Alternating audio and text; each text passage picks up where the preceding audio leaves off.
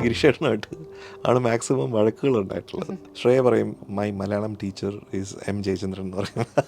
ജയ ഇതിലെ പാട്ടുകൾക്ക് അവാർഡ് കിട്ടണം. ശരിക്കും മ്യൂസിക് തന്നെ ചെയ്യേണ്ട ആവശ്യമില്ലായിരുന്നു. ആരെങ്കിലും ഒരാൾ പറയാണ് എനിക്ക് സംഗീതം അറിയാം എന്ന് പറഞ്ഞാൽ അയാൾ പരമമണ്ടൻ എന്നാണ് എൻ്റെ ഒരു ഡെഫിനേഷൻ. എന്ന് പറയുന്നത് ഒരു സത്യമാണ്. പ്രത്യേക ഒരു ഗ്രൂപ്പിൻ്റെയും ഭാഗമല്ല സിനിമയിൽ. പേഷ്യൻസ് ചില സമയത്ത് കുറച്ച് കുറവായിരിക്കും. വർഷങ്ങൾ എന്നെ പിന്തുടർന്ന് എൻ്റെ അവസരങ്ങൾ അയാൾ ചെയ്യേണ്ട എന്ന് തന്നെ പറഞ്ഞിട്ടുള്ള ആൾക്കാരുണ്ട്. എത്രയോ അവസരങ്ങൾ തട്ടി കളഞ്ഞിട്ടുള്ള ഒത്തിരി ആൾക്കാരുണ്ട്. I M okay with this. കഴിഞ്ഞ ദിവസം ഞാൻ ഭ്രമയുഗം എന്ന് പറഞ്ഞ സിനിമ കണ്ടു. അതിൻ്റെ ബാക്ക്ഗ്രൗണ്ട് സ്കോർ എനിക്ക് വളരെയധികം ഇഷ്ടപ്പെട്ടു. എല്ലാം അപ്രീഷിയേറ്റ് ചെയ്യാനായിട്ടുള്ള ഒരു മനസ്സുണ്ടാവും ഒരു കലാകാരന് വളരെ അത്യാവശ്യമായിട്ട്.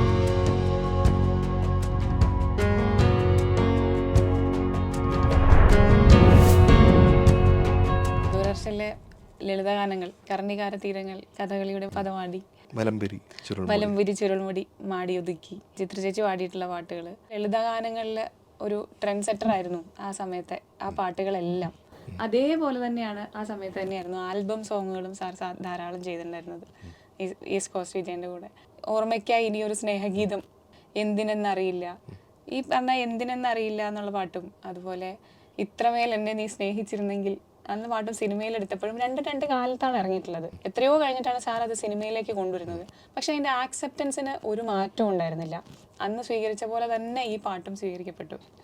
തീർച്ചയായിട്ടും ആ സമയങ്ങളിൽ എന്നെ നിലനിർത്തിയതും അതാണ്. അപ്പോൾ അതുകൊണ്ട് എപ്പോഴും വിജയൻ സാറിനോട് അതിലൊരു വലിയ നന്ദി എപ്പോഴും ഉണ്ട്. കാരണം അദ്ദേഹം ആ അവസരങ്ങൾ തന്നതുകൊണ്ടാണ് അക്കാലത്ത് അങ്ങനത്തെ പാട്ടുകൾ ചെയ്യുന്നത്. ഇപ്പോൾ അടുത്തിടെ ഫെബ്രുവരി 14 വാലന്റൈൻസ് ഡേയുടെ ദിവസം എൻ്റെ ഒരു ഫ്രണ്ട് എൻ്റെ അടുത്ത് പറഞ്ഞു, എല്ലാ വർഷവും വാലന്റൈൻസ് ഡേക്ക് കേൾക്കുന്ന ഒരു പാട്ടുണ്ട്, അത് ഓർമ്മയ്ക്കായി ഇനിയൊരു സ്നേഹഗീതമാണെന്ന് പറഞ്ഞാൽ. അപ്പോൾ ഞാൻ ഓർക്കായിരുന്നു ഒരു പാട്ട് ഒരു ദിവസവുമായിട്ട് കണക്ട് ചെയ്യാനായിട്ട് പറ്റിയിട്ടുണ്ട് എന്ന് പറഞ്ഞത് ഒരു ചെറിയ കാര്യമല്ല. ഒരാളുടെയെങ്കിലും മനസ്സിൽ അല്ലെങ്കിൽ പലരുടെയും മനസ്സിൽ. അപ്പോൾ അതിൽ ചില പഴയ തരങ്ങിണിയിലാണ് എന്നിണക്കിളിയുടെ ആ പാട്ട് റെക്കോർഡ് ചെയ്തത്. അത് സാധാരണ ദാസാർ വന്നിട്ട് പാടിക്കഴിഞ്ഞാൽ അദ്ദേഹം പാടിയിട്ട് പോവും, പിന്നെയും ഇട്ട് കേൾക്കുന്ന പരിപാടിയില്ല. അപ്പോൾ അത് എൻ്റെ ലൈഫിൽ കരിയറിൽ ദാസാറായിട്ട് വർക്ക് ചെയ്യുമ്പോൾ ഒരു 3-4 പ്രാവശ്യം സംഭവിച്ചിട്ടുണ്ട്. അതിൽ ഫസ്റ്റ് അങ്ങനൊരു ആ പാട്ട് റെക്കോർഡ് ചെയ്തതിന് ശേഷം അന്ന് പ്രഭചേച്ചി ഉണ്ടായിരുന്നു, തരങ്ങണിയിലാണ് റെക്കോർഡ് ചെയ്തത്. അപ്പോൾ വീണ്ടും അതിട്ട് കേട്ടു, പിന്നെയും പ്രഭചേച്ചിക്ക് വേണ്ടിയിട്ട് കേട്ടു, പിന്നെ 2 പേർക്കും കൂടെ വേണ്ടി കേട്ടു. അപ്പോൾ അവസാനം ദാസാർ പറഞ്ഞു നമുക്ക് ഒന്നുകൂടെ കേൾക്കാം. അങ്ങനെ 4 പ്രാവശ്യം ആ പാട്ട് ആ റെക്കോർഡ് ചെയ്തതിന് ശേഷം കേട്ടിട്ടുണ്ടായിരുന്നു. അതിൻ്റെ ആദ്യത്തെ വരിയേക്കാളും എനിക്ക് ഭയങ്കര ഇഷ്ടമാണ് അതിൻ്റെ രണ്ടാമത്തെ ഭാഗം, എൻ മനോവാടിയിൽ നീ നട്ട ചെമ്പക. അത് വിജയൻ സാറ് എപ്പോഴും ജീവിതത്തിൽ നിന്നാണ് പാട്ടിൻ്റെ ഏട് എടുക്കുക.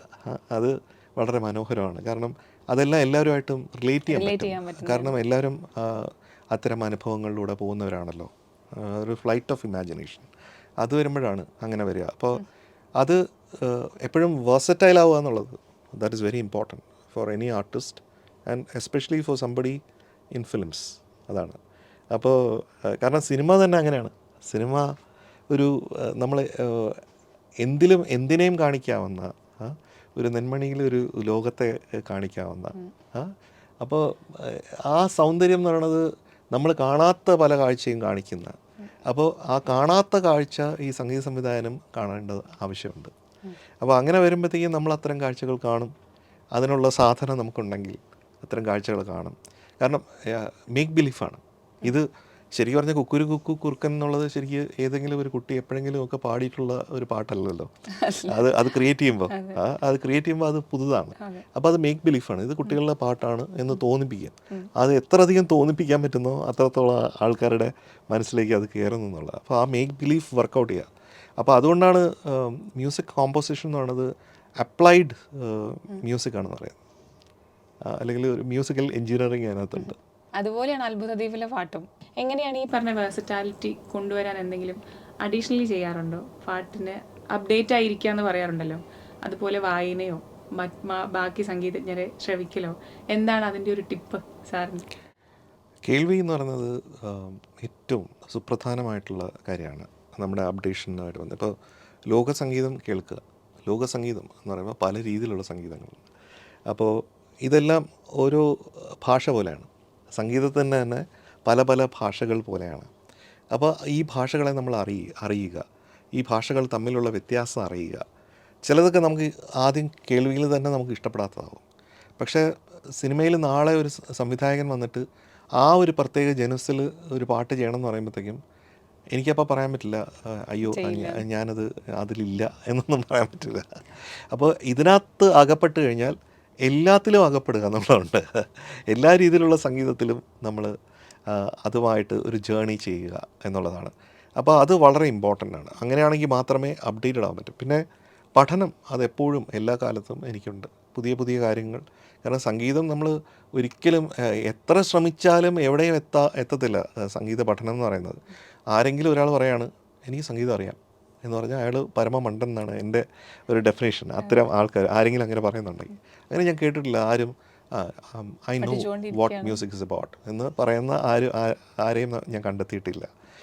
അറിവുള്ളവരാരും അങ്ങനെ പറയുന്നില്ല അല്ലേ, അവർ പറയുന്നത് ഇത് തന്നെയാണ്. അപ്പോൾ അതാണ് അതിൻ്റെ സത്യം തന്നെ. അപ്പോൾ പഠിച്ചുകൊണ്ടിരിക്കുക എന്നുള്ളത് വളരെ ഇമ്പോർട്ടൻ്റ് ആണ്. കേൾവി വളരെ ഇമ്പോർട്ടൻ്റ് ആണ്. ആ കേൾവി എന്ന് പറയുമ്പോഴത്തേക്ക് അതിന് പ്രായമൊന്നുമില്ല. ഇപ്പോൾ ഏറ്റവും പുതിയ ഇപ്പോൾ കഴിഞ്ഞ ദിവസം ഞാൻ ഭ്രമയുഗം എന്ന് പറഞ്ഞ സിനിമ കണ്ടു. അപ്പോൾ അതിൻ്റെ ബാക്ക്ഗ്രൗണ്ട് സ്കോർ എനിക്ക് വളരെയധികം ഇഷ്ടപ്പെട്ടു. എന്ന് പറഞ്ഞാൽ ഇത്രയും സെൻസിബിളായിട്ട് അടുത്തിടെ സിനിമയിൽ ബാക്ക്ഗ്രൗണ്ട് സ്കോർ കേട്ടിട്ടില്ല. അപ്പോൾ ഞാൻ എൻ്റെ സംഗീത സംവിധായകൻ ആരാണെന്ന് അന്വേഷിച്ചു. അതിൻ്റെ സൗണ്ട് ചെയ്ത രാജിനോട് ഞാൻ സംസാരിച്ചു. അത് ഗംഭീരമാണ്. അപ്പോൾ രാജു പറഞ്ഞു ക്രിസ്റ്റോയുടെ നമ്പർ തന്നു. ഞാൻ വിളിച്ചു, ക്രിസ്റ്റോയോട് സംസാരിച്ചു for the first time. But എനിക്ക് ക്രിസ്റ്റോയോട് സംസാരിച്ചപ്പോൾ എത്രയോ നാൾ എനിക്ക് അറിയാവുന്ന ഒരാളുടെ അടുത്ത് സംസാരിക്കുന്ന പോലെ. കാരണം ആ മ്യൂസിക്കിലൂടെ എത്രയോ നമ്മൾ ചിരപരിചിതമാണെന്ന് എനിക്ക് തോന്നിപ്പോയി. അപ്പോൾ അങ്ങനെയാണ്. അപ്പോൾ അതിൽ നിന്ന് ഞാൻ പഠിക്കും. അപ്പോൾ ഇത് ആരിൽ നിന്ന് ഏത് സമയത്ത് പഠിക്കുന്നു എന്നല്ല, നമ്മൾ പഠിക്കുന്നു എന്നുള്ളതാണ്. മാത്രമല്ല എല്ലാം അപ്രീഷിയേറ്റ് ചെയ്യാനായിട്ടുള്ള ഒരു മനസ്സുണ്ടാവുക ഒരു കലാകാരന് വളരെ അത്യാവശ്യമായിട്ട് എനിക്ക് തോന്നുന്നു. മറ്റുള്ളവരിൽ നിന്ന് പഠിക്കണമെങ്കിൽ നമ്മൾ അവരെ അപ്രീഷിയേറ്റ് ചെയ്താൽ മാത്രമേ നമുക്ക് പഠിക്കാൻ പറ്റൂ. അതിനെ ക്രിട്ടിക്കലായി കണ്ടു കഴിഞ്ഞാൽ നമുക്കൊരിക്കലും അവരിൽ നിന്ന് പഠിക്കാൻ പറ്റില്ല. അപ്പോൾ നമ്മളോട് തന്നെയാണ് ക്രിട്ടിക്കലാവേണ്ടത്. ഇവിടെയാണ് ജയേന്ദ്ര, ഇവിടെയാണ് ഇമ്പ്രൂവ് ചെയ്യാനുള്ളത്, അത് പിടിച്ചോ, അല്ലെങ്കിൽ അത് പ്രശ്നമാണ് എന്ന് ഞാൻ എന്നോട് പറയുന്നു. വേറൊരു സമയത്ത് എവിടെയെങ്കിലും ഞാൻ ഇങ്ങനെ പെട്ടു പോകുമ്പോഴത്തേക്കും അപ്പോൾ ഞാൻ പറഞ്ഞു, ജയേന്ദ്ര കണ്ടില്ലേ, അന്ന് ഞാൻ പറഞ്ഞതല്ലേ, അത് പഠിക്കാൻ പറഞ്ഞതല്ലേ, എന്നിട്ട് എന്തായി, പഠിച്ചില്ലല്ലോ, അനുഭവിച്ചോ എന്ന് പറഞ്ഞിട്ട് ഞാൻ തിരിച്ചു വന്നാൽ അതിനെക്കുറിച്ച് പഠിക്കും. അപ്പോൾ സ്വയം നമ്മൾ മഥനം ചെയ്യുകയും അങ്ങനെ അതിൽ നിന്ന് ആ സംഗീതമാകുന്ന ഒരു നെക്ടർ നമ്മൾ കണ്ടെത്തുകയും ചെയ്യുന്നിടത്താണ് ഒരു കലാകാരൻ വിപുലീകരിക്കപ്പെടുന്നു. ചില പാട്ടുകൾ നമ്മൾ വളരെ നമ്മളോട് ചേർന്ന് നിൽക്കും, വണ്ടറടിപ്പിക്കും നമ്മളെ. ചില മ്യൂസീഷ്യൻസിൻ്റെ കഴിവ് അത്. അപ്പോൾ ആ കഴിവ് കാണുമ്പം കുറച്ചെങ്കിലും അയ്യോ ഇതെനിക്ക് ചെയ്യാമായിരുന്നില്ലേ എന്ന് തോന്നാറുണ്ടോ? അങ്ങനെയില്ല. കാരണം ഓരോരുത്തർക്കും ഓരോ രീതിയിലുള്ള പ്രകാശങ്ങളാണ് ഈശ്വരൻ നൽകുന്നത്. അപ്പോൾ ആ പ്രകാശം ചിലപ്പം ഞാൻ എത്ര വിചാരിച്ചാലും ആ പ്രകാശം എനിക്ക് കിട്ടണമെന്നില്ല. ഇപ്പോൾ ഇളയരാജ സാർ ചെയ്ത പാട്ടുകൾ പലതും ഞാൻ കേൾക്കുമ്പോഴത്തേക്കും എനിക്ക് തോന്നിയിട്ടുണ്ട്, അയ്യോ ഇങ്ങനൊരു പാട്ട് എനിക്ക് ചെയ്യാൻ പറ്റുമോ, എനിക്ക് തോന്നിയിട്ടുണ്ട്. ഇപ്പം മദൻ മോഹൻ സാറിൻ്റെ പാട്ട് കേൾക്കുമ്പോഴത്തേക്കും, പല പാട്ടുകളും കേൾക്കുമ്പോഴത്തേക്കും ഞാൻ ഏറ്റവും ഇഷ്ടപ്പെടുന്ന സംഗീത സംവിധായകൻ അദ്ദേഹമാണ്, പ്രത്യേകിച്ച് മെലഡീസ് എന്ന് പറയുന്നത്. അപ്പോൾ അദ്ദേഹത്തിൻ്റെ പാട്ട് കേൾക്കുമ്പോഴത്തേക്കും ഞാൻ വിചാരിക്കും, അയ്യോ ഞാൻ ശരിക്കും മ്യൂസിക് തന്നെ ചെയ്യേണ്ട ആവശ്യമില്ലായിരുന്നു. കാരണം അതൊക്കെ കേൾക്കുമ്പോഴത്തേക്കും അവരൊക്കെ നേരിട്ട് കണ്ട് കാലിൽ നിന്ന് വീണ് നമസ്കരിക്കുക, എന്നിട്ട് പറയുക ഞാൻ ഇനി മ്യൂസിക് ഒന്നും ചെയ്യുന്നില്ലേ എന്ന് പറയുക അങ്ങനെയൊക്കെ എനിക്ക് തോന്നാറുണ്ട്. അങ്ങനെ പല പല കമ്പോസേഴ്സുണ്ട്. എന്നെക്കാൾ സീനിയേഴ്സായത് എന്നെക്കാൾ ജൂനിയേഴ്സായിട്ടുള്ള ആൾക്കാരുടെ പാട്ടുകൾ.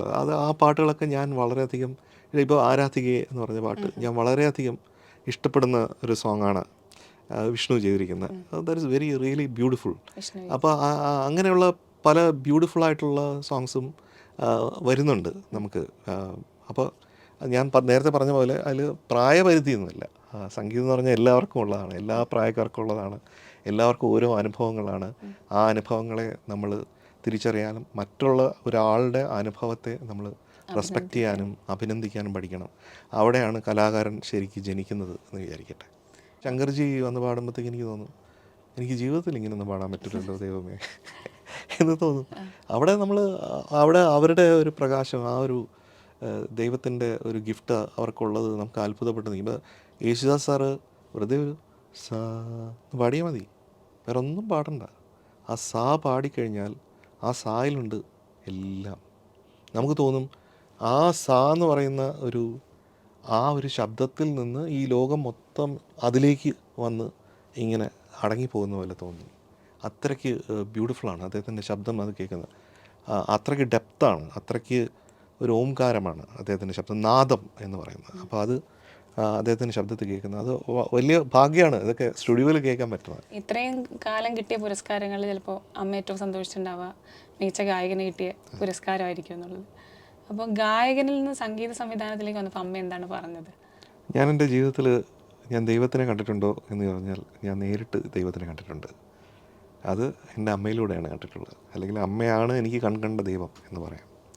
ഇന്നും അതെ, ഒരു പാട്ട് ചെയ്യുമ്പോഴോ അല്ലെങ്കിൽ ഞാൻ അത്തരത്തിലുള്ള ഏത് യാത്രയ്ക്ക് തുടങ്ങുമ്പോഴും അമ്മയുടെ അടുത്ത് സംസാരിക്കാറുണ്ട്, പ്രാർത്ഥിക്കാറുണ്ട് ഇൻ എ സ്പിരിച്വൽ വേ. അപ്പോൾ അമ്മയായിട്ടുള്ള ആ കണക്ഷൻ നിരന്തരമാണ്. അതൊരിക്കലും നമുക്ക് നമ്മുടെ അമ്മയുമായിട്ടുള്ള കണക്ഷനെ എവിടെയെങ്കിലും വെച്ച് ഭേദിച്ച് കളയാനോ മാറ്റിക്കളയാനോ ഒന്നും പറ്റില്ല. അപ്പോൾ അങ്ങനെ ഒരു അമ്മയുടെ മകനാവാനായിട്ടുള്ള വലിയ ഭാഗ്യം കിട്ടിയ ഒരാളാണ്. അപ്പോൾ എൻ്റെ മ്യൂസിക്കും അങ്ങനെ അച്ഛനും അമ്മയും എൻ്റെ ചേട്ടനും എന്നെ ആ കൃത്യമായ വഴിയിലൂടെ നയിച്ചുകൊണ്ട് മാത്രമാണ് എനിക്കിപ്പോൾ ഇവിടെ ഇരുന്ന് ഇങ്ങനെ സംസാരിക്കാൻ പറ്റുന്നത്. പ്രത്യേകിച്ചും അമ്മയുടെ സ്വപ്നം അത്രയും എന്നെ പറ്റിയുള്ള സ്വപ്നങ്ങളായിരുന്നു. അമ്മയ്ക്ക് ഒരു ധാരണയുണ്ടായിരുന്നു, അതായത് എന്തോ എനിക്കൊരു സ്പാർക്കുണ്ട്, ഞാൻ മ്യൂസിക്കിൽ എന്തായാലും ഏതെങ്കിലും ഒരു മേഖലയിൽ തീർച്ചയായിട്ടും ഞാനവിടെ എത്തപ്പെടും അല്ലെങ്കിൽ അവിടെ നിൽക്കും എന്ന അമ്മയ്ക്കൊരു തോന്നലുണ്ടായിട്ടുണ്ട്. അപ്പോൾ പല സമയങ്ങളിലും ഒരുപാട് നിരാകരിക്കപ്പെട്ട ഒരുപാട് അനുഭവങ്ങളുണ്ട്. ആ അനുഭവങ്ങളൊക്കെ വരുമ്പോഴത്തേക്കും ഞാൻ അമ്മയുടെ അടുത്ത് വരികയും ചിലപ്പോഴൊക്കെ കണ്ണ് നിറഞ്ഞ് വല്ലാത്ത ഇമോഷണൽ ഇതിലൊക്കെ പെട്ടുപോയിട്ടുണ്ട്. അപ്പോഴൊക്കെ അമ്മ പറയും, നിൻ്റേതായിട്ടുള്ള ഒരു സമയം വരും, ഇന്ന് നിന്നെ നിരാകരിക്കുന്നത് നാളെ തിരിച്ചു വന്ന് നിന്നെ വിളിക്കും എന്നൊക്കെ പറഞ്ഞു. അപ്പോൾ അത് എന്നെ സംബന്ധിച്ചിടത്തോളം ഞാനിപ്പോൾ മനസ്സിലാക്കുന്നത് അതൊക്കെ പഠനമായിരുന്നു. ഇതൊക്കെ പഠിപ്പിക്കുന്നത് നമ്മുടെ ഫോൾസൊക്കെ നമ്മൾ പഠിപ്പിക്കുന്നതാണ്. അപ്പോൾ അമ്മയാണ് അവിടെ ഒരു ഗുരുസ്ഥാനത്ത് നിന്ന് എനിക്ക് പറഞ്ഞു തന്നത്, നീ അങ്ങനെയാണ്, ആ രീതിയിലാണ് അതിനെ കാണേണ്ടത്. ഒരു പക്ഷേ അന്ന് സാറ് കണ്ട ഒരു രീതിയിലായിരിക്കില്ലല്ലോ ഇന്ന് പല കാര്യങ്ങളും കാണുന്നുണ്ടാവുക. കാഴ്ചപ്പാട് മാറ്റിയതിലൊരു മുഖ്യമായ പങ്കും അമ്മയ്ക്ക് തന്നെ ആയിരിക്കില്ലേ? അപ്പോൾ തീർച്ചയായിട്ടും നമ്മൾ ഓരോ കാലത്തും നമ്മുടെ കാഴ്ച അത് മാറിക്കൊണ്ടിരിക്കും. അപ്പോൾ അതാണ് അപ്ഡേഷൻ എന്ന് പറയുന്നത്. അപ്പോൾ അപ്ഡേറ്റഡ് ആവണം എന്ന് പറയുന്നതും അമ്മയുടെ ഒരു കോൺസെപ്റ്റ് തന്നെയാണ്. കാരണം അക്കാലത്ത് മലേഷ്യയിൽ ജനിച്ച് വളർന്ന ഒരാൾ തിരുവനന്തപുരത്ത് വന്ന് കല്യാണം കഴിച്ച് ഒരു പുതുജീവിതം തുടങ്ങുമ്പോൾ അമ്മ അതുമായിട്ട് ചേർന്ന് നിൽക്കാനായിട്ട് ഒരുപാട് കഷ്ടപ്പെട്ടാണ് അമ്മ ചേർന്ന് നിന്നത്. പിന്നെ പിൽക്കാലത്ത് തിരുവനന്തപുരത്ത് തന്നെ ആദ്യമായിട്ട് ഒരു ബേക്കറി തുടങ്ങുന്നു. പിന്നെ അത് കേറ്ററിംഗ് യൂണിറ്റായിട്ട് മാറുന്നു. അതൊക്കെ വിമൻസ് യൂണിറ്റായിട്ട് മാറുന്നു. ഇങ്ങനെയുള്ള ദർശനങ്ങളൊന്നും ഇല്ലാത്തൊരു സമയത്താണ് അമ്മയ്ക്ക് അത്തരം ദർശനമുണ്ടാകുന്നത്. അപ്പോൾ കാലത്തിനും അപ്പുറം നിൽക്കുക എന്നുള്ളത് ശരിക്കും അമ്മയുടെ നിന്ന് പഠിച്ച ഒരു കാര്യമാണ്. അതിന് ഞാൻ അപ്ഡേറ്റഡ് ആവാനായിട്ട് ശ്രമിക്കുന്നുണ്ട്. അപ്പോൾ ഇന്നത്തെ കാഴ്ചപ്പാടുമായിട്ട് ഞാൻ ചേർന്ന് നിൽക്കുന്നു. തീർച്ചയായിട്ടും ചന്തയാണ് സാറിൻ്റെ ആദ്യത്തെ മ്യൂസിക് വന്നത്, സിനിമ. ആ സമയത്താണ് സാറിൻ്റെ ജീവിതത്തിൽ വലിയൊരു സംഭവം, സാറിൻ്റെ ഭാര്യ യാത്ര തുടങ്ങുന്നതും ആ ഒരു കാലഘട്ടത്തിലാണ്. ഒരു പക്ഷേ 1995 ആ സിനിമ തുടങ്ങുന്നു. അത് കഴിഞ്ഞിട്ട് കുറച്ച് ഗ്യാപ്പ് എടുത്തിട്ടാണ് പിന്നെ 2000 പിന്നെ സാറിന് തുടർച്ച കൊണ്ടുവരാൻ സാറിന് കഴിയുന്നത്. ആ ഒരു കാലഘട്ടം എങ്ങനെയാണ് സാറ് മുന്നോട്ട് കൊണ്ടുപോയത്? നമ്മുടെ കല്യാണം കഴിഞ്ഞിട്ട് രജപുത്രൻ എന്ന് പറഞ്ഞ സിനിമയുടെ റെക്കോർഡിംഗ് ഉണ്ടായിരുന്നു. അതെ, ആ സിനിമയുടെ റെക്കോർഡിങ്ങിന് ഞാൻ ചെന്നൈയിൽ കോതണ്ടപാണി സ്റ്റുഡിയോയിൽ റെക്കോർഡ് ചെയ്യുന്നത് ഓർമ്മയുണ്ട്. അപ്പോൾ അന്ന് അമ്മയും പ്രിയയും ഒക്കെ ആ റെക്കോർഡിങ്ങിന് വന്നിരുന്നു. അന്ന് പൂജ റെക്കോർഡിങ്, അപ്പോൾ ഫുൾ ഓർക്കസ്ട്ര വെച്ചിട്ട് റെക്കോർഡ് ചെയ്യുന്നത്. അപ്പോൾ ആ ഓർമ്മകളൊക്കെ ഉണ്ട്. അതിനുശേഷം പിന്നെ ഓഫ് കോഴ്സ് പ്രിയമായിട്ടുള്ള ഒരു ഇതെല്ലാം ഓരോ ജേണി ആയിട്ടാണല്ലോ നമുക്ക് കാണുന്നത്. അപ്പോൾ അങ്ങനെ അത് വളരെ അധികം സന്തോഷമുള്ളതാണ്. എന്ന് പറഞ്ഞു കഴിഞ്ഞാൽ സംഗീതത്തോട് ചേർന്ന് നിൽക്കുന്ന, സംഗീതം അതിൻ്റെ സെൻസിറ്റിവിറ്റിയിൽ തന്നെ മനസ്സിലാക്കുന്ന, അതിൻ്റെ സൗന്ദര്യത്തിൽ തന്നെ മനസ്സിലാക്കുന്ന, അതിനെ സൂപ്പർഫിഷ്യലായിട്ട് കാണാത്ത ഒരാൾ എൻ്റെ കൂടെ ഉണ്ട് എന്നുള്ളത് എനിക്കെപ്പോഴും വലിയൊരു ശക്തിയായിട്ടുണ്ട്. അമ്മയുടെ ശിഷ്യയാണ്, അതാണ് ഏറ്റവും വലിയ പ്രിയയുടെ ഒരു ശക്തി എന്ന് ഞാൻ വിശ്വസിക്കുന്നത്. പ്രിയയും അത് തന്നെയാണ് വിശ്വസിക്കുന്നത്. അപ്പോൾ നമ്മുടെ ജേണി ആ രീതിയിൽ നന്നായിരുന്നു, വളരെ നന്നായിട്ട് പോകുന്നു. ഗിരീഷ് സാറ് പറഞ്ഞിട്ടുണ്ടായിരുന്നത്, രവിയേട്ടൻ കഴിഞ്ഞാൽ എന്നോട് ചേർത്ത് നിർത്താവുന്ന എൻ്റെ അനിയനാണ് എൻ്റെ കുട്ടൻ എന്ന് ഒരു ഇൻ്റർവ്യൂവിൽ പറഞ്ഞിരുന്നു. അപ്പോൾ അത്രമേൽ അടുത്ത് നിൽക്കാൻ ഒരു പക്ഷെ രണ്ടുപേരും പച്ച മനുഷ്യരാണ്. അദ്ദേഹം തന്നെ പറയാറുണ്ട്, ജീവിതത്തിൻ്റെ അനുഭവങ്ങളിലൂടെ കടന്നു വന്ന, അല്ലെങ്കിൽ ആ ധാർഷ്ട്യമാണ് എന്നിൽ കാണുന്നത് എന്ന് പറഞ്ഞിട്ടുള്ളൊരു വ്യക്തിയാണ്. അപ്പോൾ അങ്ങനെ കടന്നു വന്നൊരു മനുഷ്യനും സംഗീതമാണ് ജീവിതമെന്ന് അതിനുവേണ്ടി ഒഴിഞ്ഞു വെച്ചൊരു മനുഷ്യനും രണ്ടുപേരും ചേരുമ്പോൾ ഉണ്ടാകുന്ന ഒരു സംഗീതം, അത് തന്നെയാണോ ആ സൗഹൃദത്തിലും വർക്ക് ചെയ്തത്? ഗിരീഷേട്ടനായിട്ടുള്ള ഒരു ബന്ധം എങ്ങനെ അത് കൃത്യമായിട്ട് ഡിഫൈൻ ചെയ്യണമെന്ന് എനിക്ക് അറിഞ്ഞുകൂടാ. ബേസിക്കലി എൻ്റെ ചേട്ടനാണ് ഓൺ എ പേഴ്സണൽ ലെവൽ. പക്ഷേ അങ്ങനെ തന്നെയാണ് അത് കണ്ടത്. തീർച്ചയായിട്ടും അനിയനായിട്ട് തന്നെയാണ് കണ്ടത്. അല്ലെങ്കിൽ ചിലപ്പോൾ പറയും നീ എൻ്റെ മൂത്ത മകനാണ് എന്ന് പറയും. ചില സമയത്ത് ഒരുപാട് വഴക്ക് പറയും. അപ്പം ഞാനും ചേട്ടനോടൊക്കെ, ഇപ്പം എൻ്റെ ചേട്ടനോടാണെങ്കിലും പലപ്പോഴും നമ്മൾ അഭിപ്രായ വ്യത്യാസമുള്ളപ്പോൾ വഴക്കുണ്ടാവും. അതുപോലെ ഗിരീഷേട്ടനായിട്ട് ആണ് മാക്സിമം വഴക്കുകൾ ഉണ്ടായിട്ടുള്ളത്. പക്ഷേ അതെല്ലാം ഒരു സൗന്ദര്യ പിണക്കങ്ങളായിട്ട് മാത്രം നിന്നേ ഉള്ളൂ, അല്ലാതെ അതിന് വേറൊരു സീരിയസ് ലെവലിലേക്കൊന്നും അത് പോയിട്ടില്ല. അപ്പോൾ ഇപ്പോഴും ഞാൻ ഓർക്കുന്നുണ്ട്, ഒളിച്ചിരുന്നേ എന്ന് പറഞ്ഞ പാട്ട് ചെയ്തപ്പോൾ അതിൻ്റെ പല്ലവിക്ക് ഒരുപാട് ഒരു 4-5 ഓപ്ഷൻ ഗിരീഷേട്ടൻ എഴുതി. പക്ഷേ എനിക്കിതൊന്നും ഇഷ്ടപ്പെട്ടില്ല. അപ്പോൾ ഞാൻ ഗിരീഷേട്ടനോട് പറഞ്ഞു, ഗിരീഷേട്ടാ എന്തോന്ന് ഗിരീഷേട്ടാ ഇതെന്തോന്ന്, ഗിരീഷേട്ടൻ അതിൽ വന്നില്ലല്ലോ എന്നൊക്കെ പറയും. അപ്പോൾ വളരെ ദേഷ്യപ്പെട്ട് ഈ പേനയൊക്കെ ഇങ്ങനെ എടുത്ത് എറിഞ്ഞിട്ട്, പേപ്പറൊക്കെ എടുത്ത് എറിഞ്ഞിട്ട്, നീ വേറെ ആരെങ്കിലും നോക്ക്, എനിക്ക് പറ്റില്ല എന്ന് പറഞ്ഞു. അപ്പോൾ ഞാനും അവിടെ നിന്ന് ആ ഹോട്ടൽ റൂമിൽ നിന്ന് ഞാനും ഇറങ്ങി. അത് തിരുവനന്തപുരത്തായിരുന്നു. ഞാൻ ഇറങ്ങി വീട്ടിലോട്ട് പോയി. അപ്പോൾ ഐ ഫെൽറ്റ് വെരി ബാഡ്. അപ്പം പിന്നെ ആ ദിവസം നമ്മൾ സംസാരിച്ചൊന്നുമില്ല. പക്ഷേ അടുത്ത ദിവസം രാവിലെ ഒരു 5 മണിയായപ്പോഴത്തേക്കും എനിക്കൊരു ഫോൺ വന്നു. അപ്പോൾ നോക്കിയപ്പോൾ ഗിരീഷേട്ടനാണ്. അപ്പോൾ ഗിരീഷേട്ടൻ പറഞ്ഞു, മുത്തേ എൻ്റെ പൊന്നല്ലേ, നീ വാടാ, ഗിരീഷേട്ടൻ എഴുതി വെച്ചിട്ടുണ്ടടാ എന്ന് പറയുന്നത്. അപ്പോൾ അതാണ് ഗിരീഷേട്ടൻ്റെ സ്നേഹം എന്ന് പറയുന്നത്. മാത്രമല്ല, ഞാനെപ്പോഴും പറയാറുണ്ട്, ഈ മലയാളത്തിനോടുള്ള എൻ്റെ ഒരിഷ്ടം, നമ്മുടെ മദർ ടങ് എന്ന് പറയുന്നത്, ആ മലയാളത്തിനോടുള്ള, ആ മധുരമായ ഭാഷയോടുള്ള എൻ്റെ ഇഷ്ടം കൂടുതൽ കൂടാനായിട്ടുള്ള ഒരു കാരണം ഗിരീഷേട്ടനാണ്. കാരണം ഗിരീഷേട്ടൻ എൻ്റെ ഒരു മലയാളം അധ്യാപകൻ കൂടിയായിരുന്നു. പല കാര്യങ്ങളും പറഞ്ഞു തരികയും എങ്ങനെയാണ് ഈവൻ കവിതകളിലും അതുപോലെ തന്നെ പാട്ടുകളിലും, ഇപ്പോൾ എപ്പോഴും തമ്പി സാറിനെ ഒരുപാട് ഇഷ്ടമായിരുന്നു ഗിരീഷേട്ടൻ. അപ്പോൾ നീ ഉറങ്ങുന്ന നിരാലംബ ശൈലിയിൽ നിർനിദ്രമീ ഞാൻ ഒഴുകി രാഗപരാഗമുലർത്തുമാ തേൻ ചൊടിപ്പൂവിലൻ നാദം മെഴുകി എന്നൊക്കെ പറയുന്ന അതൊക്കെ എങ്ങനെയാണ്, എന്തിനാണ്? അല്ലെങ്കിൽ ഹൃദയം പൂമ്പൊയ്കയായി ഹംസങ്ങൾ സ്വപ്നങ്ങളായി, 1000 അഭിലാഷങ്ങൾ തെളിനീർ കുമിളകളായി, അവയുടെ ലാളനമേറ്റു മയങ്ങും നീയൊരു താമരയായി, നീലത്താമരയായി എന്ന് പറയുന്നത്. ഇതുപോലുള്ള പാട്ടുകളിലൊക്കെ എങ്ങനെയാണ് അത് സിനിമയുമായിട്ട് ബന്ധപ്പെട്ട് നിൽക്കുന്നത്? അല്ലെങ്കിൽ ഭാസ്കരൻ മാസ്റ്ററുടെ മോഹം പോത്തുപോലെ വളർന്നല്ലോ എന്ന് ഭാസ്കരൻ മാസ്റ്റർ എന്തുകൊണ്ടാണ് അങ്ങനെ ആ ഇടത്തിൽ പറയുന്നത്?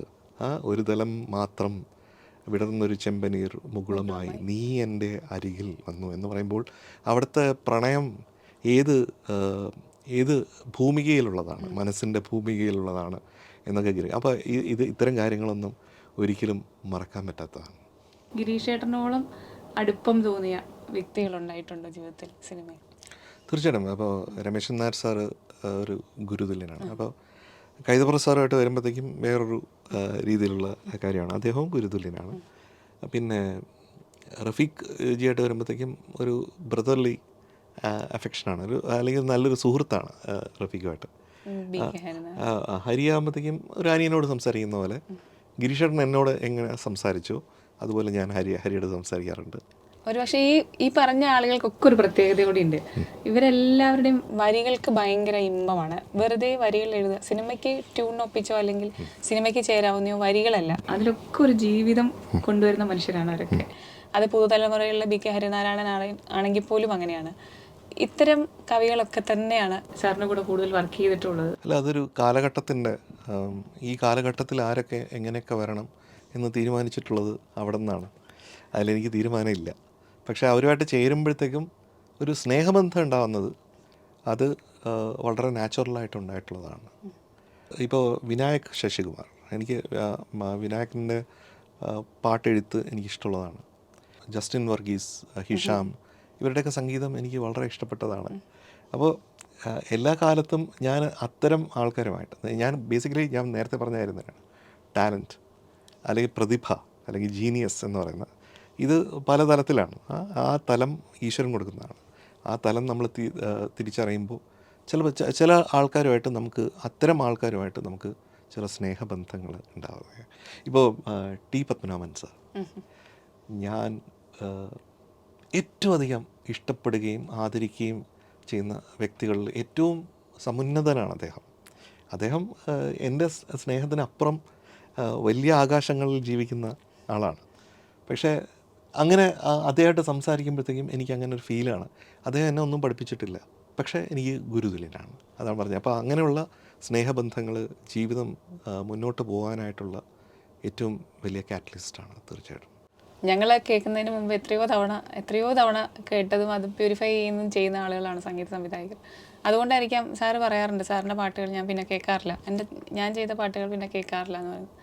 അപ്പോൾ അങ്ങനെ ഉള്ള സമയത്ത് ഏറ്റവും കൂടുതൽ കേൾക്കാൻ ആഗ്രഹമുള്ളൊരു മ്യൂസീഷ്യൻ ആരാണ്? കുറേ പേരുണ്ടാവും ഒബ്വിയസ്ലി. ഞാൻ പല കാലഘട്ടങ്ങളിലെ പാട്ടുകൾ കേൾക്കാറുണ്ട്. അത് പല പല ലാംഗ്വേജസിലുള്ള പാട്ടുകൾ കേൾക്കാറുണ്ട്. അപ്പോൾ യാത്രകളിൽ എൻ്റെ വണ്ടിയിൽ തീർച്ചയായിട്ടും അത്തരം പാട്ടുകളുണ്ടാവും. അല്ലെങ്കിൽ രാത്രി പാട്ടുകളായിട്ട് എൻ്റെ കുറേ പാട്ടുകളുണ്ട്. ഇതെല്ലാം ഞാൻ ഇങ്ങനെ ഇപ്പോൾ ആർ ഡി ബർമൻ്റെ ഒരു കാലത്ത് ഇതായിരിക്കും, അല്ലെങ്കിൽ ചിലപ്പം കാർപ്പൻറ്റേഴ്സിൻ്റെ സോങ്സ് ആയിരിക്കും, അല്ലെങ്കിൽ ബീറ്റിൽസിൻ്റെ ആയിരിക്കും, അല്ലെങ്കിൽ സ്റ്റാൻ സ്മിത്തിൻ്റെ ആയിരിക്കാം, അല്ലെങ്കിൽ ഇളയരാജ സാറിൻ്റെ ആയിരിക്കാം, റഹ്മാൻ സാറിൻ്റെ ആയിരിക്കാം, സന്തോഷ് നാരായണൻ്റെ ആയിരിക്കാം, അല്ലെങ്കിൽ ചിലപ്പോൾ ഗോപി സുന്ദറിൻ്റെ ആയിരിക്കാം. അപ്പോൾ ഇതിന് നിരന്തരമായ കൃത്യമായിട്ടുള്ള ഒരു സെലക്ഷൻ പ്രോസസ്സൊന്നുമില്ല. എനിക്ക് ഇഷ്ടപ്പെടുന്ന പാട്ടുകൾ ഞാൻ എടുത്തു വയ്ക്കുന്നു. അത് ഒരുപക്ഷെ അത് ആര് സംഗീതം ചെയ്യുന്ന പോലും ആദ്യം എനിക്ക് ചിലപ്പോൾ അറിയുന്നുണ്ടാവില്ല. പക്ഷേ അത് കേട്ട് അതിൽ നിന്ന് ഞാൻ എൻ്റെ പഠനങ്ങൾ നടത്തുമ്പോഴാണ് ഞാൻ മനസ്സിലാക്കുന്നത് എന്തുകൊണ്ടാണ് അങ്ങനെ ആ സംഗീത സംവിധായകൻ ആ സ്ഥലത്ത് ആ നോട്ട് ഉപയോഗിച്ചത്. അതെനിക്കൊരു പാഠമാണ്. ആ പാഠത്തിൽ നിന്ന് ഉൾക്കൊണ്ടുകൊണ്ട് എൻ്റെ പാട്ടുകളിൽ വരുമ്പോഴത്തേക്കും അത്തരം പഠനങ്ങൾ എൻ്റെ പാട്ടുകളിൽ എനിക്ക് ഉൾപ്പെടുത്താൻ പറ്റിയിട്ടുണ്ട്. അത് മുത്തുകളായിട്ട് ഒളിപ്പിച്ചു വയ്ക്കാനും സാധിച്ചിട്ടുണ്ട്. മാടമ്പിയിലെ ആ പാട്ടിൽ ശങ്കർ മഹാദേവൻ സാറിൻ്റെ എനർജി ഭയങ്കരമാണ്. എനർജി ലെവൽ നമ്മൾ അറിയാതെ കൂടെ തുള്ളി പോകുന്ന തരത്തിലുള്ള ഒരു എനർജി. ആ പാട്ടിൻ്റെ അന്ന് ആ പാട്ട് കമ്പോസ് ചെയ്യുമ്പോൾ ഉണ്ടായിരുന്ന അദ്ദേഹത്തെ മാത്രമാണോ മുന്നേ കണ്ടത്? ഇല്ല, അങ്ങനെയല്ല. ശരിക്കും ഒരു പാട്ടുകാരനെ മുന്നിൽ കണ്ട് കമ്പോസ് ചെയ്യാറില്ല. നേരത്തെയൊക്കെ ദാസാറിനെ മുന്നിൽ കണ്ട് കമ്പോസ് ചെയ്തിട്ടുണ്ട്. വേറെ ഒരു പാട്ടുകാരനെയും അങ്ങനെ അല്ലെങ്കിൽ പാട്ടുകാരി അങ്ങനെ മുന്നേ കണ്ട് കമ്പോസ് ചെയ്തിട്ടില്ല. അപ്പോൾ ഇത് ശ്രീ ഉണ്ണികൃഷ്ണൻ, അതിന് ഡയറക്ടർ ഉണ്ണിച്ചേട്ടൻ ഇങ്ങനൊരു പാട്ട് വേണം, അത് ചെയ്യും, പക്ഷേ അത് മ്യൂസിക്കലായിരിക്കണം എന്ന് ഒക്കെ പറഞ്ഞു. അപ്പോൾ ആ രീതിയിലാണ് അത് കൺസ്ട്രക്ട് ചെയ്തത്. അപ്പോൾ കൺസ്ട്രക്ട് ചെയ്തപ്പോൾ ഉണ്ണിച്ചേട്ടൻ പറഞ്ഞു, നമുക്ക് സ്ഥിരമായിട്ട് നമ്മൾ കേൾക്കുന്ന വോയിസസ് അല്ല, നമുക്ക് കുറച്ച് ഡിഫറെൻ്റ് ആയിട്ട് ചിന്തിക്കാം, കുട്ടൻ അങ്ങനെ ചിന്തിക്കൂ എന്ന് പറഞ്ഞു. അങ്ങനെയാണ് ശങ്കർജിയിലേക്ക് എത്തിയത്. അപ്പോൾ ശങ്കർജിയിലേക്ക് എത്തുമ്പോഴും ശങ്കർജിയായിട്ട് നേരത്തെ ഞാൻ ധക്ക് ധക്ക് ധടുക്കേ എന്ന് പറഞ്ഞൊരു പാട്ട് ഈ സത്യമേവ ജയതേ എന്ന് പറഞ്ഞ സിനിമയ്ക്ക് വേണ്ടിയിട്ട് വെൽക്കം ടു ദ മില്ലേനിയം ആ പാട്ട് ചെയ്തിട്ടുണ്ട്. അപ്പോൾ എനിക്ക് ശങ്കർജി എത്ര വേഴ്സറ്റൈലാണെന്നും അദ്ദേഹം ഗ്രേറ്റ് ആണെന്നും ഒക്കെ ഉള്ളത് എനിക്കറിയാം. അപ്പോൾ ഈ പാട്ട് പക്ഷേ എങ്ങനെയാണ് അദ്ദേഹം ഇത് പാടുക, കുറച്ച് സ്പീഡി ആയിട്ടുള്ള വരികളുണ്ട്. അപ്പോൾ അത് മലയാളം എങ്ങനെ പറ്റും എന്നൊക്കെ ഉള്ളത്. അപ്പോൾ അദ്ദേഹം ഒരു വലിയൊരു അത്ഭുതം, ശങ്കർജിയിൽ മാത്രം ഞാൻ കണ്ടിരിക്കുന്ന ഒരു അത്ഭുതം എന്ന് പറഞ്ഞാൽ അദ്ദേഹം ഒരിക്കലും പാട്ട് പഠിക്കുന്നില്ല. ഒരു പാട്ടും ഇപ്പോൾ ഞാൻ അദ്ദേഹമായിട്ട് ഏകദേശം 12-13 പാട്ടുകൾ റെക്കോർഡ് ചെയ്തിട്ടുണ്ട്. പക്ഷേ ഇന്ന് വരെയും അദ്ദേഹം സ്റ്റുഡിയോയിൽ വന്നു കഴിഞ്ഞാൽ 2 പ്രാവശ്യം കേൾക്കും, പിന്നെ okay let's go for take എന്ന് പറഞ്ഞാൽ അത് പോകണമാണ് കാണുന്നത്. അപ്പോൾ ഇതെനിക്ക് എപ്പോഴും എല്ലാ സമയത്തും അത്ഭുതമാണ്. അപ്പോൾ ഞാൻ ശങ്കർജിയുടെ തന്നെ കഴിഞ്ഞ പ്രാവശ്യം ഞാൻ ചോദിച്ചു, ശങ്കർജി ഇതെങ്ങനെ ദാറ്റ് ഹാപ്പൻസ് എന്ന്. അത് എല്ലാം ടേക്ക് ഇറ്റ് ഈസി, ഭയങ്കര പോസിറ്റിവിറ്റിയാണ് ശങ്കർജിയായിട്ട് വർക്ക് ചെയ്യുമ്പോൾ. അപ്പോൾ ശങ്കർജി ഇത് എനിക്കൊന്ന് ഒരു 1.5 മണിക്കൂർ കൊണ്ട് ഇത് പാടിയിട്ടുണ്ടായിരുന്നു, കല്യാണ കച്ചേരി. അത് ഗംഭീരമായിട്ട് പാടി. പക്ഷെ അതിൽ ഒരു പ്രശ്നം എനിക്ക് വന്നു, അതായത് നിറനാഴിയിൽ നിറയെ പൊന്ന്.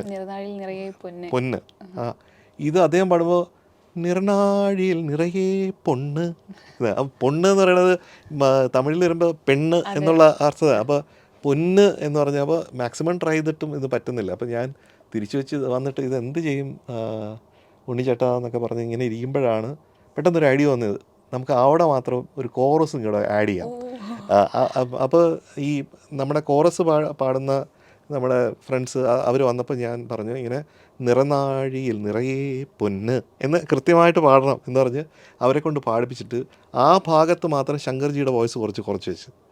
അങ്ങനെയാണ് അതിൽ നിന്ന് ഞാൻ രക്ഷപ്പെട്ടത്. അങ്ങനെ രക്ഷപ്പെടാനുള്ള ചില പഴുതുകളും നമുക്ക് പാട്ടുകളുണ്ട്. പക്ഷേ അത് അദ്ദേഹം അത്രയും അതിഗംഭീരമായിട്ടാണ് അദ്ദേഹം പാടിയത്.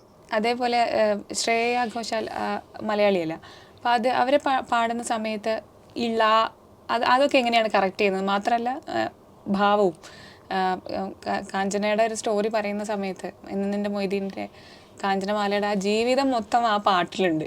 അവർ ആ വരി പറയുമ്പം അല്ലെങ്കിൽ പാടുമ്പോൾ നമുക്കത് ഫീൽ ചെയ്യുന്നുണ്ട്, അവരെന്താണ് അത് അനുഭവിച്ചെന്നുള്ളത്. അപ്പോൾ ഈ അവർക്കൊക്കെ ഈ അക്ഷരം എങ്ങനെയാണ് അത് ക്ലാരിറ്റി കൊടുക്കുന്നത്? എപ്പോഴെങ്കിലും ഭാഗ്യ ശ്രേയ ഇൻ്റർവ്യൂ ചെയ്യുന്നുണ്ടെങ്കിൽ ശ്രേയുടെ അടുത്ത് ഈ ചോദ്യം ചോദിക്കണം, എങ്ങനെയാണ് മലയാളം പഠിച്ചത്? അപ്പോൾ തീർച്ചയായിട്ടും ഐ ആം ഷുവർ ശ്രേയ പറയും my Malayalam teacher is M Jayachandran എന്ന് പറയും.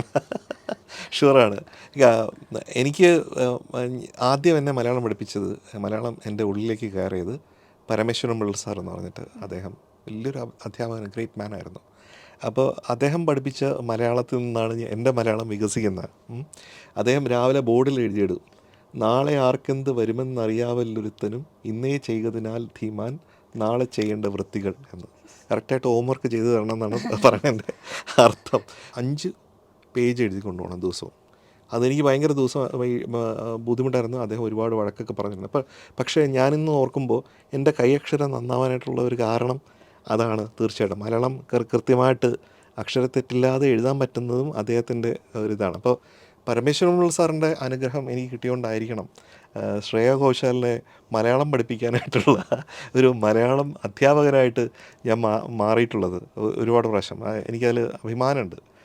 അപ്പോൾ അങ്ങനെയാണ് ഇപ്പോൾ രാ റാ ഇപ്പോൾ രാവ് അപ്പോൾ അതിപ്പോൾ ഞാനിങ്ങനെ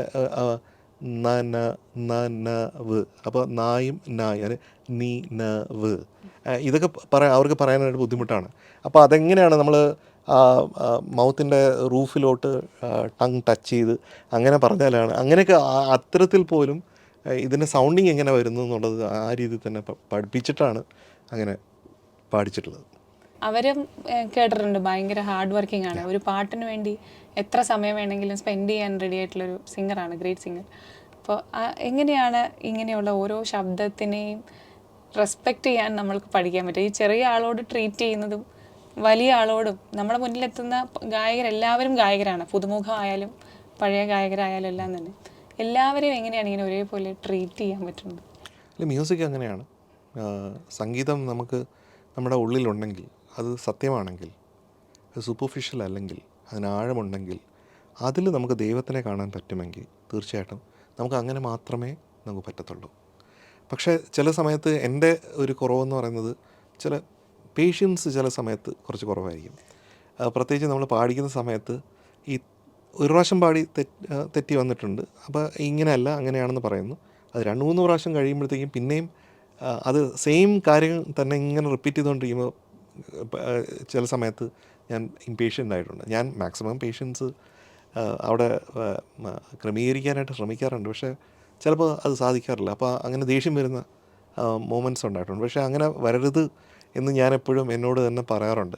കാരണം പാട്ട് പാടുന്നതിൽ തീർച്ചയായിട്ടും ആ പാട്ട് പാടുന്ന ആൾ he has to be or she has to be at home, വളരെ സമാധാനമായിട്ടിരുന്നത്. ഇപ്പോൾ ഭാഗ്യ എന്നോട് സംസാരിക്കുന്ന പോലെ ഇങ്ങനെ സമാധാനമായിട്ടിരുന്ന് അത് സംസാരിക്കേണ്ടതുണ്ട്, അല്ലെങ്കിൽ അത് നമ്മൾ അങ്ങോട്ടും ഇങ്ങോട്ടും സംസാരിക്കേണ്ടതുണ്ട്. അങ്ങനെയാണ് ഒരു നല്ലൊരു വർക്ക് ഓഫ് ആർട്ടിലേക്ക് നമുക്ക് എത്താൻ പറ്റുന്നത്. അപ്പോൾ അവിടെ ടർബുലൻസ് ടെൻഷൻ വന്നു കഴിഞ്ഞാൽ അത് സാധിക്കുന്നില്ല എന്നാണ്. അപ്പോൾ എല്ലാവർക്കും ഞാൻ സമയം കൊടുക്കും. ഇപ്പോൾ പലപ്പോഴും എന്താ വെച്ചാൽ ഒരു ദിവസം നമ്മളിപ്പോൾ പാടി അങ്ങനെ ആയില്ലെങ്കിൽ പിന്നെ അടുത്ത് വേറൊരു ദിവസവും പാടാനുള്ള അവസരം കൊടുക്കും. അങ്ങനെ 1-2 മാസം എൻ്റെ പാട്ടുകൾ പാടിയ പാട്ടുകാരും ഉണ്ട് തീർച്ചയായിട്ടും. അവരും അതേ ക്ഷമ കാണിക്കുന്നു. അതേ ക്ഷമ അവർ കാണിക്കേണ്ട ആവശ്യമുണ്ട്. കാരണം നമ്മൾ ശ്രമിക്കുന്നത് അവിടെ ഒരു ഈഗോയുടെ ഒരു ഫൈറ്റ് അല്ല നമ്മൾ ഉദ്ദേശിക്കുന്നത്. അവിടെ നമ്മൾ അവസാനം സിനിമയിൽ വരുമ്പോഴത്തേക്കും ദിസ് ഇസ് എ സോങ് എന്ന് പറഞ്ഞ് നമുക്ക് അഭിമാനിക്കാൻ പറ്റണം. അതിലേക്കുള്ള യാത്രയിൽ നമ്മൾ കുറച്ച് കഷ്ടപ്പെടേണ്ട ആവശ്യം വരും. അങ്ങനെ എന്തെങ്കിലും അനുഭവം ഉണ്ടായിട്ടുണ്ടോ? ചിലപ്പം ഒരു പക്വത കുറവിൻ്റെ ഒക്കെ ആയിരിക്കാം ഈ പേഷ്യൻസ് കാണിക്കാൻ പറ്റാത്ത ബുദ്ധിമുട്ട് ആരെങ്കിലും കാണിച്ചിട്ടുണ്ടോ? അല്ല, അങ്ങനെ ഒരുപാട് പേരുടെ നിന്ന് എനിക്ക് പല സന്ദർഭങ്ങളിലും പല രീതിയിലുള്ള ഇത് വന്നിട്ടുണ്ട്. ഒരു ഗായിക എൻ്റെ അടുത്ത് ചോദിച്ചു, ഞാനിത് പാടിയത് പെർഫെക്റ്റ് ആണല്ലോ, പിന്നെ എന്തിനാണ് പിന്നെയും പിന്നെയും പാടിക്കണേ എന്ന് ചോദിച്ചു. അപ്പോൾ ഞാൻ പറഞ്ഞു, ഞാൻ ഉദ്ദേശിച്ച ഒരു സാധനത്തിലേക്ക് അത് എത്തിയിട്ടില്ല, അതുകൊണ്ടാണ്.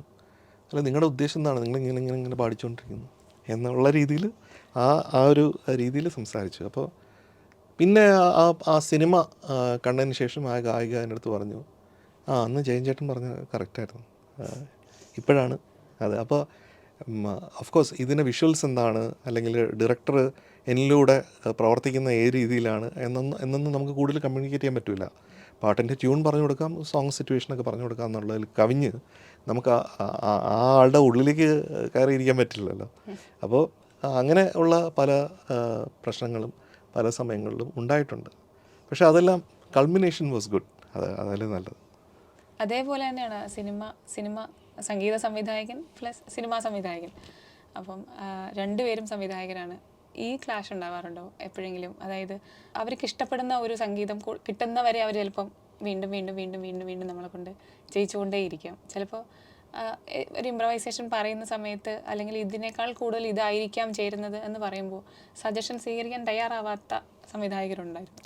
ആദ്യം എൻ്റെ ആദ്യത്തെ ഒരു 30-40% ഓഫ് മൈ കരിയർ തുടക്കം, ആ സമയത്ത് ഇത് വളരെയധികം കൂടുതലായിരുന്നു. കാരണം എനിക്ക് സിനിമ എന്തെന്ന് കൃത്യമായിട്ട് മനസ്സിലായിട്ടുണ്ടായിരുന്നില്ല. സിനിമ സംഗീതത്തിനെ കുറിച്ചല്ല പറഞ്ഞത്, സിനിമ എന്താണ്. സിനിമയുടെ ക്യാപ്റ്റൻ തീർച്ചയായിട്ടും സംവിധായകനാണ്. അപ്പോൾ സംവിധായകൻ പറയുന്നത് ഇതല്ല എന്ന് പറഞ്ഞാൽ അതിനൊരു കാരണം ഉണ്ടാവും. അത് നമ്മൾ മനസ്സിലാക്കേണ്ടതുണ്ട്. അത് വെറുതെ പറയുന്ന ആൾക്കാരെ കുറിച്ചല്ല ഞാൻ പറയുന്നത്, റിയലായിട്ട് സിനിമ സംവിധാനം ചെയ്യുന്ന ആൾക്കാരെ പറ്റിയാണ് പറയുന്നത്. റിയൽ ഡയറക്ടേഴ്സ് നമുക്ക് വിളിക്കാൻ പറ്റുന്ന ആൾക്കാർ, അവർ ഒരു കാര്യം ഇതെങ്ങനെയല്ല എന്ന് പറഞ്ഞാൽ there is a reason for it. Because അവർ കൺസീവ് ചെയ്യുന്ന സിനിമയിൽ ആ ഒരു ആംഗിൾ ശരിയാവുന്നില്ല എന്നാണ് അവർ പറയുന്നത്. അപ്പോൾ സിനിമ ഉണ്ടാക്കുന്നത് ഞാനല്ല, സിനിമ അവരാണ് ഉണ്ടാക്കുന്നത്. സോങ് സിറ്റുവേഷൻ ഉണ്ടാക്കിയത് ഞാനല്ല, അതവരാണ് ഉണ്ടാക്കിയത്. അപ്പോൾ I have to go by what they say. അത് തീർച്ചയായിട്ടും ക്യാപ്റ്റൻ്റെ കീഴിലാണ് കളിക്കാരൊക്കെ കളിക്കേണ്ടത്, അല്ലേ? നമുക്കൊരു പ്ലേ ഗ്രൗണ്ട് കിട്ടുന്നുണ്ടോ മാത്രമേ ഉള്ളൂ. അപ്പോൾ അത് ആണ് ശ്രമിക്കേണ്ടത്. പക്ഷേ ചില ആൾക്കാർ സെൻസിബിൾ അല്ലാതെ വെറുതെ ഇങ്ങനെ പറഞ്ഞുകൊണ്ടിരിക്കുന്ന ചില ആൾക്കാരെ ഞാൻ കണ്ടിട്ടുണ്ട്. നമ്മൾ എന്ത് ചെയ്താലും ഇയാൾ കുറച്ചുകൂടെ വർക്ക് ചെയ്യട്ടെ, അങ്ങനെ അത്ര പെട്ടെന്നൊന്നും ഇയാളുടെ ഈണം അങ്ങനെ സമ്മതിച്ചു കൊടുക്കണ്ട എന്നുള്ള ഒരു ഈഗോ വർക്ക് ചെയ്യുന്ന ചില ആൾക്കാരുണ്ട്. പ്രത്യേക മാനസിക ആയിട്ടുള്ള ചില രീതികളുള്ള ആൾക്കാരുണ്ട്. അപ്പോൾ അത്തരം ആൾക്കാരുമായിട്ട് എനിക്ക് പ്രശ്നങ്ങളുണ്ടായിട്ടുണ്ട്. അപ്പോൾ അങ്ങനെ വന്നപ്പോഴത്തേക്കും ഞാൻ നിങ്ങൾ വേറെ ആരെങ്കിലും വെച്ച് ചെയ്തോളൂ, കുഴപ്പമില്ല, ഞാൻ മാറിക്കോളാം എന്ന് പറഞ്ഞിട്ട് അങ്ങനെ സിനിമകളിൽ നിന്ന് ഞാൻ മാറിയിട്ടുമുണ്ട്. അതുകൊണ്ടാണോ ഈ ഒറ്റയ്ക്ക് നടത്തം ശീലമായി? തീർച്ചയായും ഒറ്റ എന്ന് പറയുന്നത് ഒരു സത്യമാണ്. കാരണം ഞാൻ ഒരു പ്രത്യേക ഒരു ഗ്രൂപ്പിൻ്റെയും ഭാഗമല്ല സിനിമയിൽ. പക്ഷേ എനിക്ക് എല്ലാവർക്കും സ്നേഹമാണ്. എനിക്ക് അങ്ങനെ സിനിമയിൽ ആരുത്തെങ്കിലും ഇഷ്ടമില്ല എന്നൊന്നുമില്ല. എന്നെ ഒരുപാട് നാളുകൾ, വർഷങ്ങൾ എന്നെ പിന്തുടർന്ന് എൻ്റെ അവസരങ്ങൾ അയാൾ ചെയ്യണ്ട എന്ന് തന്നെ പറഞ്ഞിട്ടുള്ള ആൾക്കാരുണ്ട്. അത് വേണ്ട, അയാൾ വേണ്ട എന്ന് പറഞ്ഞ് എത്രയോ അവസരങ്ങൾ തട്ടി കളഞ്ഞിട്ടുള്ള ഒത്തിരി ആൾക്കാരുണ്ട്. അത്തരം ആൾക്കാരെ പോലും ഞാൻ അവരെ കാണുമ്പോഴോ അല്ലെങ്കിൽ സംസാരിക്കുമ്പോഴോ ഒന്നും ഞാൻ വേറൊരു രീതിയിലൊന്നും അത് ആ ഒരു രീതിയിൽ ഞാൻ കൊണ്ടുവന്നിട്ടില്ല. അപ്പോൾ I M okay with this. ഇത് ഇപ്പം ഞാൻ എവിടെ ഇരിക്കുന്നോ അത് ഭഗവാന്റെ ഏറ്റവും വലിയ വരദാനാണ്. അതാണ് മനസ്സിലാക്കേണ്ടത്. അതാണ് ഐസിങ് ഓൺ ദ കേക്ക് എന്ന് പറയുന്നത്. ഇമോഷണൽ ക്ലാഷസ്, ഇത്തരം ക്ലാഷസിനെ അപ്പോൾ എങ്ങനെയാണ് ഓവർകം ചെയ്യുന്നത്? എങ്ങനെയാണ്? സംഗീതം കൊണ്ട് തന്നെയാണോ, അല്ലെങ്കിൽ മെഡിറ്റേഷനാണോ? എങ്ങനെയാണ് നമ്മുടെ ഇമോഷൻസിനെ ബാലൻസ് ചെയ്യാൻ ശ്രമിക്കുന്നത്? അല്ല, നമ്മളൊന്നുമല്ല എന്നുള്ള അറിവ്, അതാണ് ഏറ്റവും വലിയ അറിവെന്ന് ഞാൻ വിചാരിക്കുന്നു. ഇപ്പോൾ വാട്ട് എവർ യു ആർ, ഭാഗ്യമാണെങ്കിലും ഞാനാണെങ്കിലും അത് ഒരു വലിയൊരു ബ്ലെസ്സിങ്ങിൻ്റെ ഭാഗമാണെന്ന് നമ്മൾ മനസ്സിലാക്കുന്നിടത്ത് നമുക്ക് മറ്റുള്ള ആൾക്കാരെയും ആ രീതിയിൽ തന്നെ റെസ്പെക്റ്റ് ചെയ്യാനായിട്ട് നമുക്ക് തോന്നുന്ന ഒരു രീതിയിൽ അത് കുറച്ചും കൂടെ സ്പിരിച്വലായിട്ട് ചിന്തിച്ച് കഴിഞ്ഞാൽ നമുക്ക് ഇത്തരം കോൺഫ്ലിക്ട്സ് അവോയ്ഡ് ചെയ്യാൻ പറ്റും. എന്നാലും മനുഷ്യനാണെങ്കിൽ അത് ഉണ്ടാവും, പല സമയത്തും ഉണ്ടാവും. പക്ഷെ അപ്പോഴൊക്കെ നമുക്ക് നിദാനം എന്നുള്ളത് തീർച്ചയായിട്ടും ആ ഒരു തോട്ടാണ്. കാരണം ആ ഒരു പവറിൽ നിന്ന്, ആ ഒരു ഓംനി പ്രസൻ്റ് ആയിട്ടുള്ള ഒരു ട്രൂത്ത്, ഒരു റിയാലിറ്റി, ഒരു പ്രകാശം, അത് ദൈവം എന്ന് നാം വിചാരിക്കുമ്പോഴത്തേക്കും ഈ മതം അല്ലെങ്കിൽ ജാതി ഇങ്ങനെയുള്ള കാര്യങ്ങളൊക്കെ വിട്ടിട്ട് എല്ലാവർക്കും ഒരു ദൈവം എന്ന് വിചാരിക്കുമ്പോഴത്തേക്കും ആ ദൈവത്തിൻ്റെ, ദൈവം എന്ന പേര് വിളിക്കാമെങ്കിൽ ആ ദൈവത്തിൻ്റെ അല്ലെങ്കിൽ ആ പവറിൻ്റെ, ആ ലൈറ്റിൻ്റെ, ആ പ്രകാശത്തിലാണ് നമ്മളെല്ലാവരും എന്ന് ഉൾക്കൊള്ളുമ്പോഴത്തേക്കും നമുക്ക് കുറേയൊക്കെ മാനുഷികമായിട്ടുള്ള വീക്ക്നെസ്സസ് നമുക്ക് അവോയ്ഡ് ചെയ്യാനായിട്ട് പറ്റുമെന്ന് എനിക്ക് തോന്നുന്നു. ഇപ്പോൾ സംഗീത സംവിധാനത്തിൽ ഞാനൊരു ഗ്രൂപ്പിലും ഇല്ലയെന്ന് പറഞ്ഞല്ലോ. അപ്പോൾ അതുപോലെ തന്നെ ഉള്ള ഒരാളാണ് വിനയൻ, എനിക്ക് തോന്നുന്നു, ഡയറക്ടർ വിനയൻ സാറിൻ്റെ കൂടെ പക്ഷേ ഒരുപാട് സിനിമകൾ സാർ ചെയ്തിട്ടുമുണ്ട്. എങ്ങനെയാണ് ഈ കോമ്പോ വർക്ക് ചെയ്യുന്നത്? ഈ രണ്ടൊറ്റകൾ തമ്മിൽ ചേർന്നപ്പോൾ സംഗീതം ഉണ്ടായി എന്നുള്ളതാണോ, അതോ എങ്ങനെയാണ് ആ ഒരു യാത്ര? വിനയൻ സാറിനെ തീർച്ചയായിട്ടും എനിക്ക് വളരെയധികം ഇഷ്ടമാണ്. പേഴ്സണലി അദ്ദേഹത്തിനോട് എനിക്കൊരു അദ്ദേഹമായിട്ട് ഒരു ബന്ധമുണ്ട്. അപ്പം അദ്ദേഹത്തിൻ്റെ ഒരു കുഞ്ഞനിയനെ പോലെ തന്നെയാണ് എന്നെ എപ്പോഴും കണ്ടിട്ടുള്ളത്. എൻ്റെ മ്യൂസിക് അദ്ദേഹത്തിന് ഇഷ്ടമാണ്. അപ്പോൾ ഞാനിപ്പോഴും 19-ാം നൂറ്റാണ്ടിന് ആദ്യം കമ്പോസ് ചെയ്യാനായിട്ട് പോയപ്പോഴത്തേക്കും അദ്ദേഹം പറഞ്ഞൊരു വാക്ക് ഇപ്പോഴും എൻ്റെ മനസ്സിലുണ്ട്. ജയ, ഇതിലെ പാട്ടുകൾക്ക് അവാർഡ് കിട്ടണം എന്ന് അദ്ദേഹം പറഞ്ഞിട്ടുണ്ടായിരുന്നു.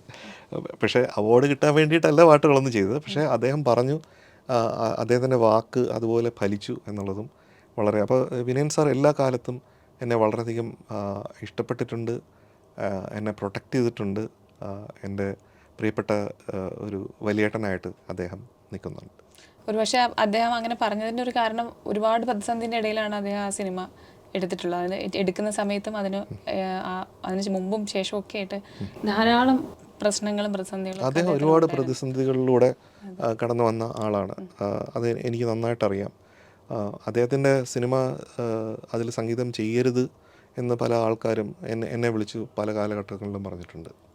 അപ്പോൾ അദ്ദേഹത്തെ മാറ്റി നിർത്തിയപ്പെട്ട പല കാലഘട്ടങ്ങളുണ്ട്. അതെല്ലാം അദ്ദേഹം അതൊക്കെ തരണം ചെയ്തു. കാരണം അതിൽ സത്യമുണ്ട്. ഇപ്പോൾ സത്യമുള്ള ഇടത്തിൽ നിന്ന് നമുക്കൊന്നും എടുത്ത് മാറ്റാൻ പറ്റില്ല. അപ്പോൾ ആ സത്യം അവിടെ ജയിക്കുന്നു, അത്രേ ഉള്ളൂ.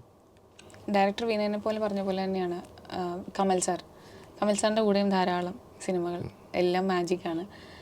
പെരുമഴക്കാലത്തിലെ പാട്ട്, പെരുമഴക്കാലത്തിൽ കല്ലായി, ഒരു രണ്ട് നാടുകളാണ് പറയുന്നത് അതിനകത്ത്. 2 സ്ഥലങ്ങളിലുള്ള ആളുകളുടെ പ്രണയം പറയുന്നത് 2 തരത്തിലാണ്, 2 രാഗത്തിലാണ്, 2 ഈണത്തിലാണ്. എങ്ങനെയാണ് അത് സാധ്യമാക്കിയത്? ഇപ്പോൾ ഇതിന് ചോദ്യത്തിന് 2 ഭാഗങ്ങളാണ്. ഒന്ന് കമൽ സാറിനെ പറ്റി. കമൽ സാറ് ഇപ്പോൾ എൻ്റെ കൂടെ വർക്ക് ചെയ്ത സിനിമകൾ മാത്രമല്ല, അദ്ദേഹത്തിൻ്റെ പഴയകാലം തൊട്ടുള്ള അദ്ദേഹത്തിൻ്റെ സിനിമകളുടെ എല്ലാം ആരാധകനാണ് ഞാൻ. അദ്ദേഹത്തിൻ്റെ സിനിമകളിലെ പാട്ടുകളുടെ ആരാധകനാണ്. ഇപ്പോൾ ഉണ്ണികളെ ഒരു കഥ പറയാം എന്നുള്ള പാട്ട്, അല്ലെങ്കിൽ പിന്നെയും എന്നുള്ളത്, അന്തിവയിൽ പൊന്നുതിരും, അല്ലെങ്കിൽ പാതിരാ മഴ ഏതോ ഹംസഗീതം പാടി എന്നുള്ളത്. അപ്പോൾ ഇങ്ങനെയുള്ള പാട്ടുകളൊക്കെ അദ്ദേഹത്തിന് എന്തിനു വേറൊരു സൂര്യോദയം, ഏത് സിനിമ എടുത്താലും അതിൽ വെണ്ണിലാ ചന്ദനൊക്കെ ഉണ്ടാവും. അപ്പം അദ്ദേഹത്തിൻ്റെ ഒരു പ്രത്യേക ഒരു കാര്യമായിട്ട് എനിക്ക് തോന്നിയിട്ടുണ്ട്. അദ്ദേഹത്തിൻ്റെ ഏത് സിനിമ എടുത്താലും അതിലൊരു പാട്ടെങ്കിലും, ഏത് സംഗീത സംവിധായകനാണെങ്കിലും ആ പാട്ട് എല്ലാ കാലത്തും നിൽക്കുന്ന പാട്ടായിരിക്കും. അപ്പോൾ അതിൽ എനിക്കും അങ്ങനെ സംഗീതം ചെയ്യാനായിട്ട് ഒരു ഭാഗ്യം കിട്ടിയെന്നുള്ളതാണ്. അപ്പോൾ പെരുമഴക്കാലം എന്നുള്ള സിനിമയിൽ അദ്ദേഹം എന്നെ വിളിച്ചപ്പോൾ എനിക്ക് വളരെയധികം സന്തോഷമായിരുന്നു. അത് എപ്പോഴും അത്തരത്തിലുള്ള ഒരു പ്രമേയം നമുക്ക് കിട്ടുന്നതല്ല. അതിലൊരു ഒരു സ്റ്റോറിയുണ്ട്, റസിയയുടെ സ്റ്റോറി എന്ന് പറയുന്നത്. ഒരു രീതിയിൽ അത് കാവ്യ ചെയ്യുന്ന പാലക്കാട്ടെ ഗ്രാമത്തിൻ്റെ ഒരു ആംബിയൻസും അവിടുത്തെ. അപ്പോൾ ഞാൻ കണ്ടു ഇത് രണ്ടായിട്ട് കാണാം. ഒന്ന് ഒരു ഹിന്ദുസ്ഥാനി മോഡലിൽ കാണാം, ഒന്ന് ഒരു കർണാട്ടിക് മോഡലിൽ കാണാം. അപ്പോൾ അങ്ങനെ തന്നെ ഈ 2 ജോഗ്രഫിയും നമുക്ക് കൃത്യമായിട്ട് രേഖപ്പെടുത്താനായിട്ട് പറ്റും എന്ന് തോന്നി. അങ്ങനെയാണ് രാക്കിളിതൻ വഴിമറയും എന്നുള്ളത് നമ്മളൊരു ഹിന്ദുസ്ഥാനി മോഡിൽ പോയതും, ചെന്താർമിഴി എന്നുള്ളത് കൃത്യമായിട്ട് കർണാട്ടിക് മോഡിൽ പോയതും, അതേസമയം മെഹർബ എന്നുള്ള പാട്ട് അതിനൊരു മാപ്പിളപ്പാട്ടിൻ്റെയും ഒരു ഖവാലി ശൈലിയും ഒക്കെ വന്നു ചേർന്നതും ആ രീതിയിലാണ്. കമൽ സാറിൻ്റെ ഒരു ഇൻ്റർവ്യൂവിൽ ഗിരീഷ് സാർ പറയുന്നുണ്ട്, കമൽ സാറിനെ കുറിച്ച് ചോദിച്ചപ്പോൾ, എനിക്ക് ഏതെങ്കിലും ഒരു സംവിധായകൻ്റെ കൂടെ വർക്ക് ചെയ്യണമെന്ന് ആഗ്രഹം ഉണ്ടായിരുന്നത്, അല്ലെ ഒരുപാട് കാലം ഞാൻ എന്താ എന്നെ വിളിക്കാത്തതെന്ന് ഓർത്തിരുന്ന ഒരു സംവിധായകൻ കമലാണെന്ന്. അപ്പോൾ അതുപോലെ ആമി, അതിലെ നീർമാതളപ്പൂവിനുള്ളിൽ എന്നുള്ളത് വലിയൊരു എഴുത്തുകാരിയുടെ ഒരു ജീവിതമാണ് നമ്മൾ സിനിമയാക്കി മുന്നോട്ട് വയ്ക്കുന്നത്. അപ്പോൾ 2 ഉത്തരവാദിത്തമായി. അപ്പോൾ ഒന്ന് സിനിമയോടുള്ള നീതി പുലർത്തേണ്ടത്, 2 ആ എഴുത്തുകാരിയോടുള്ള, അല്ലെങ്കിൽ അത് സ്ക്രീനിൽ വരുന്ന സമയത്ത് ഒട്ടും മുഴച്ചു നിൽക്കാതെ സിനിമയോട് ചേർന്ന് നിൽക്കും വേണം. ആരും ഒന്നൊരിക്കൽ പറഞ്ഞു കേട്ടിട്ടുണ്ട്, പെരുമഴക്കാലം വേണമെങ്കിൽ സിനിമ അതിലെ പാട്ടൊന്നും ഇല്ലാണ്ട് വേണമെങ്കിലും അത് സിനിമയാക്കാമായിരുന്നു. പക്ഷെ ഒരിക്കൽ പോലും നമുക്ക് ആ സിനിമ കാണുമ്പോൾ ഇവിടെ ഇതിൻ്റെ ആവശ്യമില്ലായിരുന്നു എന്ന് തോന്നുന്ന ഒരു സന്ദർഭം പോലും ആ സിനിമയിലില്ല. അത്രയും ബ്ലെൻഡായിപ്പോയി. ആമിയിലേക്ക് വരുമ്പോൾ ആ 2 കാലഘട്ടത്തിലെ സംവിധായകൻ എങ്ങനെയാണ് നോക്കി കാണുന്നത്? ആമി ശരിക്കും ഒരു ചലഞ്ചായിരുന്നു. അത് കമൽ സാറിനും അത് ചലഞ്ചാണ്, അതിൽ മ്യൂസിക് ചെയ്യുന്നത് എനിക്കും ചലഞ്ചാണ്. കാരണം മാധവിക്കുട്ടി അമ്മയെ കൃത്യമായിട്ട് രേഖപ്പെടുത്തണം, അതാണ്. അപ്പോൾ അതിലൊരു വ്യത്യാസം ഇല്ല. കാരണം എല്ലാവർക്കും അമ്മയെക്കുറിച്ച് അറിയാം, അമ്മയുടെ ചിന്തകളെക്കുറിച്ച് അറിയാം, അമ്മയുടെ പ്രണയ സങ്കല്പത്തെക്കുറിച്ച്, കൃഷ്ണനുമായിട്ടുള്ള ആ ഒരു എന്താണ് നമ്മൾ സാധാരണ ഇല്ലാത്ത ഒരു ഭക്തിക്കും അപ്പുറമുള്ള ഒരു കാഴ്ചയുണ്ട്. അപ്പോൾ അത് തീർച്ചയായിട്ടും റഫീഖ് അഹമ്മദിനെ കുറിച്ച് പ്രത്യേകം പറയേണ്ടതുണ്ട്. കാരണം അത് എഴുതിയിരിക്കുന്നത് അതൊരു ഈണത്തിനാണ് എഴുതിയത്. പക്ഷേ നീർ മാതള പൂവിനുള്ളിൽ എന്ന് പറഞ്ഞ് തുടങ്ങുന്നത് അത് അതിഗംഭീരമാണ്. റഫീഖിൻ്റെ ഒരു ഗ്രേറ്റ് വർക്കാണ്. അപ്പോൾ അതെനിക്ക് എൻ്റെ പാട്ട് കിട്ടിയത് വലിയ ഭാഗ്യമായി. അതെനിക്ക് വളരെയധികം അതൊരു മീഡിയം ഓഫ് എക്സ്പ്രഷനിലൂടെയാണ് എനിക്ക് മാധവിക്കുട്ടിയമ്മയെക്കുറിച്ച് കൂടുതലായിട്ട് സംഗീതപരമായിട്ട് പറയാൻ പറ്റിയത്. മാത്രമല്ല അതിനകത്തൊരു ബംഗാളി ഒരു ബോട്ട് സോങ്ങിൻ്റെ ഒരു ഇൻ്റർവ്യൂഡ് ചെയ്തിട്ടുണ്ട്. അത് ശരിക്കും കൽക്കട്ടയിൽ അവരുടെ ജീവിതവുമായിട്ട് ബന്ധപ്പെട്ടതാണ്. അപ്പോൾ അവർ നാട്ടിലും കൽക്കട്ടയിലുമായിട്ട് മാറി മാറി നിൽക്കുന്നത് ഈ പാട്ടിൽ പല ഇടത്തിലായിട്ട് ആ സിനിമയിൽ വരുന്നത്. അപ്പോൾ അതങ്ങനെയൊക്കെയുള്ള മേർജ് ചെയ്യാൻ പറ്റിയത് വലിയ ഭാഗ്യമായിട്ട് വിചാരിക്കുന്നു. സിനിമ വലിയൊരു ഇൻഡസ്ട്രിയാണ്. അത് എപ്പോഴും സാമ്പത്തികവും അതിൻ്റെ ഒരു പ്രധാന ഘടകം തന്നെയാണ്. ഓഫ് കോഴ്സ് മ്യൂസിക്കും അപ്പോൾ അതിൻ്റെ കൂടെ തന്നെ ചേർന്ന് നിൽക്കുന്നതാണ്. അതിൻ്റെ ഒരു സെല്ലിംഗ് പ്രൊഡക്റ്റാണത്. അപ്പോൾ ഒരു പാട്ട് ഇറങ്ങുമ്പോൾ ചിലപ്പോൾ പല സക്സസ്ഫുൾ അല്ലാത്ത സിനിമകൾ, അതായത് ഫിനാൻഷ്യലി സക്സസ്ഫുൾ അല്ലാത്ത പല സിനിമകളിലെയും പാട്ടുകൾ ഇന്നും ഹിറ്റാണ്. അപ്പോൾ ഒരുപക്ഷെ അത് ആ പാട്ടുകൾ കൊണ്ട് ഓർമ്മിക്കപ്പെടാനാണ് ആ സിനിമകൾക്ക്. അപ്പോൾ അതൊരു മ്യൂസീഷ്യനെ സംബന്ധിച്ച് എത്രത്തോളം ചലഞ്ചിങ് ആണ്, അല്ലെങ്കിൽ സാറിൻ്റെ ഉള്ളിലെ മ്യൂസീഷ്യനെ എത്രത്തോളം സാറ്റിസ്ഫൈ ചെയ്യാൻ പറ്റാറുണ്ട്? അങ്ങനെ എന്നെ സാറ്റിസ്ഫൈ ചെയ്യുന്ന എപ്പോഴും സിനിമ നന്നായിട്ട് കമേഴ്ഷ്യലി ചെയ്യുമ്പോഴാണ്. പാട്ട് മാത്രം ഹിറ്റാവുന്നു എന്ന് പറയുന്നത് അത് സംഗീത സംവിധായകന് ഒരു ജനസമ്മതിയും അയാൾക്കൊരു പ്രൊപ്പഗാൻഡയൊക്കെ കൊടുക്കും അപ്പുറമായിട്ട് ഈ സിനിമ നിൽക്കുകയും സിനിമ വരുമ്പോഴത്തേക്കും തിയേറ്ററിൽ പോകുമ്പോഴത്തേക്കും നമ്മുടെ ചുറ്റും ഫുൾ ഓഡിയൻസും ആ സിനിമ ചെയ്യുമ്പോഴുണ്ടാകുന്ന ഒരു അനുഭൂതി എന്ന് പറഞ്ഞാൽ അത് ഒരിക്കലും നമുക്ക് പറഞ്ഞറിയിക്കാൻ പറ്റാത്തതാണ്.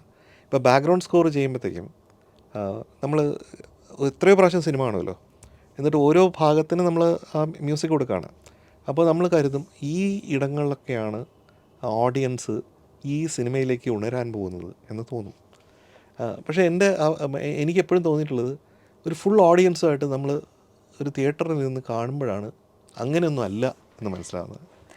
പല ഇടങ്ങളും നമ്മൾ നോട്ട് ചെയ്യാൻ സാധ്യതയില്ല എന്ന് പറയുന്ന ഇടങ്ങളിൽ വലിയ ആരവം നമുക്ക് കേൾക്കാൻ പറ്റിയിട്ടുണ്ട് പല സിനിമകളിലും. അതേസമയം ഇത് നോട്ട് ചെയ്യുന്ന പറഞ്ഞിടത്ത് യാതൊരു റിയാക്ഷനും ഇല്ലാതെ ഇരിക്കുന്ന ഓഡിയൻസ്. അപ്പോൾ ഇത് ശരിക്കും ഇതിനൊരു ഫോർമുലയില്ല.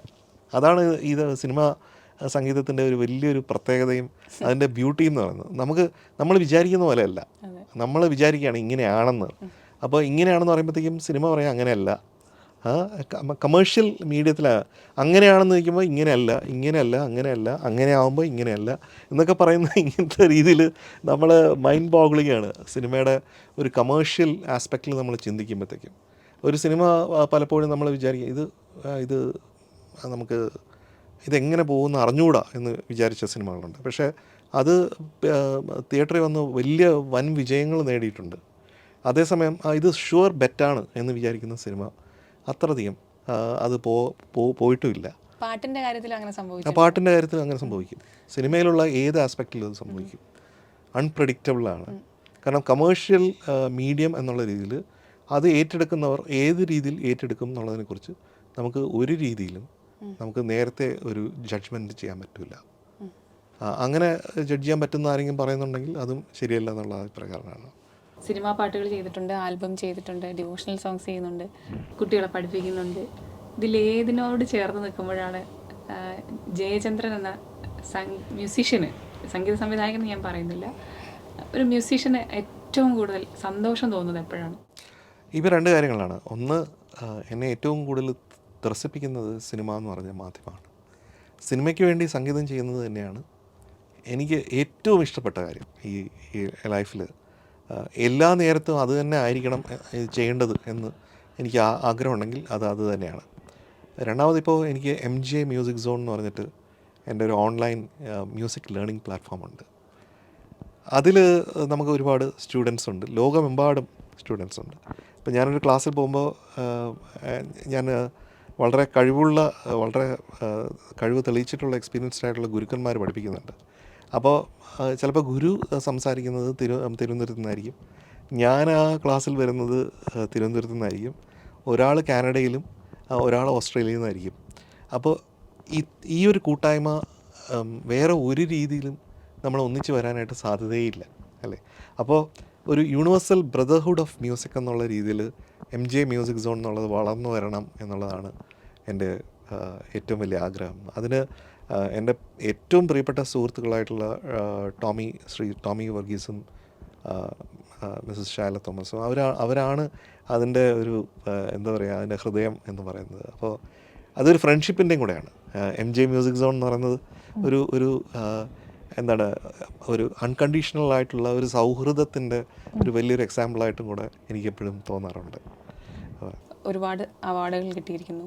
അതിൽ 9 അവാർഡ് സംഗീത സംവിധാനത്തിന് തന്നെ, ബാക്കി 2 ബാക്ക്ഗ്രൗണ്ട് മ്യൂസിക്കിന്, പിന്നെ ഗായകനുള്ളത്.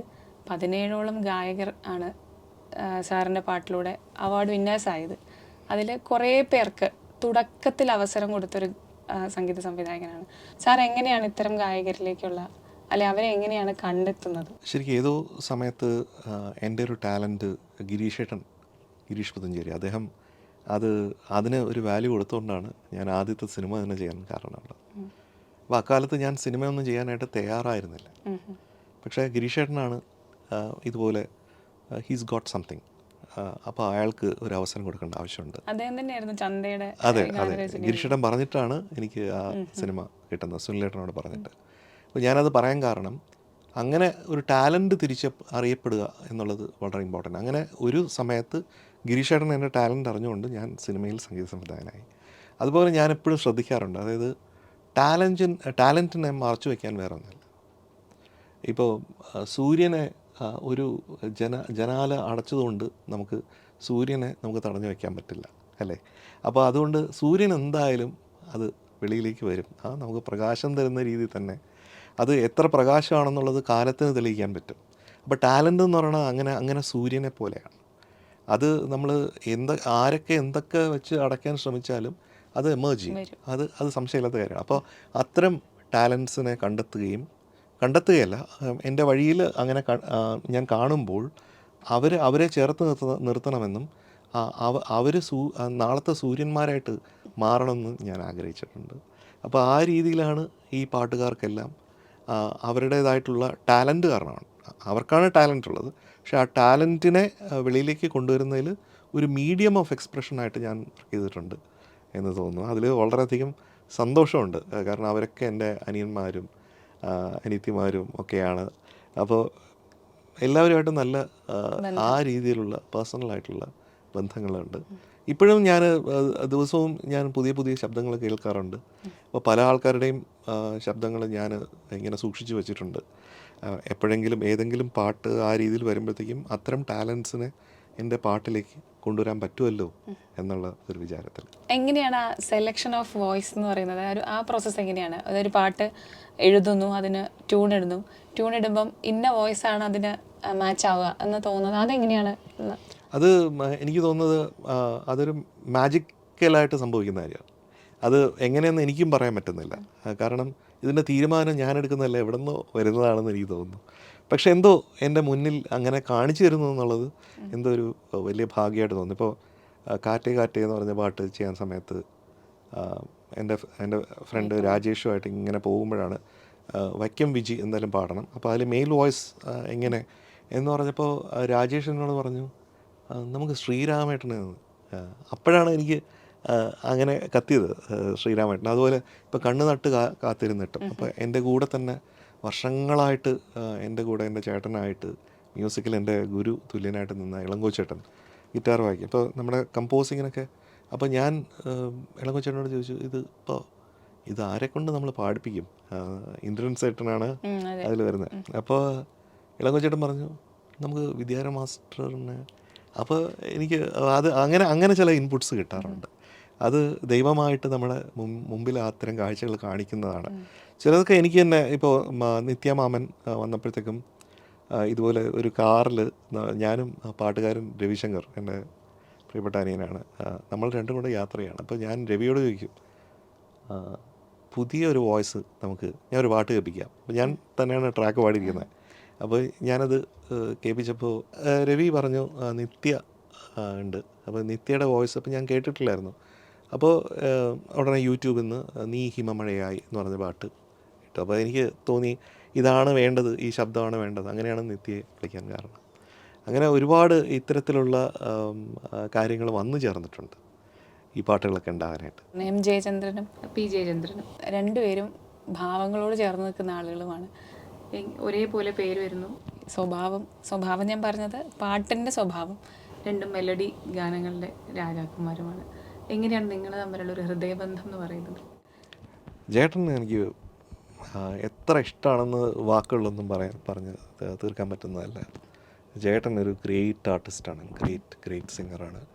അതിൻ്റെ ശബ്ദം മാത്രം മതി, വേറെ ഒന്നും എടുക്കേണ്ട. ആ ശബ്ദത്തിൽ വരുന്ന ഭാവങ്ങൾ എന്നുള്ളത് നമുക്ക് ഈ പറഞ്ഞ പോലെ വാക്കുകളിലൊന്നും നമുക്ക് വിവരിക്കാൻ പറ്റുന്നതല്ല. പിന്നെ ചേട്ടൻ ഒരു പ്രത്യേക നേച്ചറാണ് ചേട്ടൻ്റെ. ഇപ്പോൾ പല ആൾക്കാരും എന്നെപ്പറ്റി അത് പറയാറുണ്ട്. ഇപ്പോൾ നമ്മൾ ഓരോരുത്തരും ഓരോ നേച്ചറുള്ള ആൾക്കാരാണല്ലോ. അപ്പോൾ അതുകൊണ്ട് ജേട്ടൻ വേഴ്സസ് മീ വേഴ്സസ് ജേട്ടൻ എന്ന് പറഞ്ഞ പോലെ പല പ്രശ്നങ്ങളും പല കാലഘട്ടങ്ങളിലും അതൊക്കെ ഉണ്ടായിട്ടുണ്ട്. പക്ഷേ ജേട്ടൻ എന്നോടും എനിക്ക് ജേട്ടനോടും ആ ഒരു കറകളഞ്ഞ സ്നേഹമുണ്ട് എന്നുള്ള ഒരു സത്യമാണ്. അപ്പോൾ ജേട്ടൻ എൻ്റെ സംഗീതം ഒരുപാട് ഇഷ്ടപ്പെടുന്നുണ്ടെന്നും എനിക്കറിയാം. അപ്പോൾ ഈ അഭിപ്രായ വ്യത്യാസങ്ങൾക്കൊക്കെ അപ്പുറമായിട്ട് സംഗീതപരമായിട്ട് നമ്മൾ ഓഫ് കോഴ്സ് ദേവരായ മാസ്റ്ററുടെ ശിഷ്യന്മാരാണ് രണ്ടുപേരും. അപ്പോൾ ഒരേ തായ് വഴിയിൽ നിന്ന് വരുന്ന ആൾക്കാരാണ്. അപ്പോൾ അതുകൊണ്ട് തന്നെ ജേട്ടനോട് അത്രയധികം ഇഷ്ടവും സ്നേഹവും ഒക്കെയാണ്. മധു ബാലകൃഷ്ണൻ, അതുപോലെ ജി വേണുഗോപാൽ. പക്ഷെ ഇവരൊക്കെ സിനിമയിൽ സാറിൻ്റെ പടത്തിലാണ് അമ്മേ മധു ബാലകൃഷ്ണന് അവാർഡ് കിട്ടിയിട്ടുള്ളത്. ഇവരൊന്നും സിനിമയിൽ അധികം ഉപയോഗിക്കപ്പെടാതിരിക്കുന്നതായിട്ട് തോന്നിയിട്ടുണ്ടോ? അല്ല, വേണിച്ചേട്ടൻ പാടുമ്പോൾ തന്നെ വേണിച്ചേട്ടൻ്റെ പാട്ടിന് ഒരു സോളുണ്ട്. ഇപ്പോൾ ഉണരുമീ ഗാനം നമ്മൾ കേൾക്കുമ്പോഴും, അല്ലെങ്കിൽ ഒന്നാം രാഗം പാടി കേൾക്കുമ്പോൾ, അല്ലെങ്കിൽ കാണാൻ അഴകുള്ള മാണിക്യക്കുയിലെ, അല്ലെങ്കിൽ ചന്ദനമണിവാതിൽ പാതിചാരി എന്നുള്ള ഈ പാട്ടുകൾ എനിക്ക് വേണ്ടിയിട്ട് സിനിമയ്ക്കും അപ്പുറമായിട്ട് ചില ആൽബം സോങ്സും അതുപോലെ ടെലിവിഷന് വേണ്ടിയിട്ട് ചില സോങ്സൊക്കെ പാടിയിട്ടുണ്ട്. അതുപോലുള്ള പാട്ടുകളൊക്കെ അത് എന്ന് പറഞ്ഞാൽ അതിനകത്തൊരു സോള് വന്നു ചേരും. വേണിച്ചേട്ടൻ വന്ന് പാടിക്കഴിഞ്ഞാൽ ആ ഒരു ആത്മാവ് ആ പാട്ടിന് കൈവരുന്നു എന്നുള്ളതാണ്. അപ്പോൾ അദ്ദേഹം ഒരു ഗ്രേറ്റ് ആർട്ടിസ്റ്റാണ്. ഒരുപക്ഷെ അദ്ദേഹത്തെ വേണ്ട രീതിയിൽ സിനിമയിൽ ഉപയോഗിക്കാൻ എനിക്ക് പറ്റിയിട്ടില്ല എന്ന് പറയേണ്ടി വരും. അതിന് കാരണങ്ങൾ പലതാണ്, ഓരോ സാഹചര്യങ്ങളും ഓരോ സംഭവങ്ങളാണ്. അപ്പോൾ പക്ഷേ അദ്ദേഹത്തിൽ നിന്ന് കൂടുതൽ പാട്ടുകൾ കേൾക്കാൻ ഒരു പ്രേക്ഷകൻ അല്ലെങ്കിൽ ഒരു ശ്രോതാവ് എന്നുള്ള രീതിയിൽ ഞാൻ ആഗ്രഹിക്കുന്നു എന്നുള്ള സത്യമാണ്. മധു പിന്നെ എന്താണ്, എൻ്റെ പ്രിയപ്പെട്ട അനിയനാണ്. മധു ഒരു വളരെ മികച്ച പാട്ടുകാരനാണ്. അപ്പോൾ മധുവിന് തീർച്ചയായിട്ടും ഇനിയും ഒരുപാട് ദൂരമുണ്ട് ഇനിയും പോകാനായിട്ട്. അതുപോലെ തന്നെ ഒരു ഗായകനാണ് ബിജു നാരായണനെ കുറിച്ച്. ബിജുവിനെ ഞാൻ ആദ്യം കാണുന്നത് ബിജു ഒരു ഭക്തിഗാന റെക്കോർഡിങ്ങിന് TS രാധാകൃഷ്ണൻ സാറിൻ്റെ അതിൽ ബിജു ഒരു കോറസ് പാടാൻ വന്ന സമയത്താണ് ഞാൻ ആദ്യമായിട്ട് കാണുന്നത്. ബിജുവിനെ ദേവരായ മാസ്റ്റർക്ക് പരിചയപ്പെടുത്തുന്നത് ഞാനാണ്. അപ്പോൾ അങ്ങനെയുള്ള ബിജുവായിട്ട് പല പഴയ കാലത്തോട്ട്. പക്ഷേ ബിജുവും എനിക്ക് വേണ്ടിയിട്ട് സിനിമയിൽ അധികം പാട്ടുകളൊന്നും പാടിയിട്ടില്ല. പക്ഷേ പകൽ വാഴും ആദിത്യൻ അത് ദൂരദർശനിൽ ലളിതഗാനം പാടിയിട്ടുണ്ട്.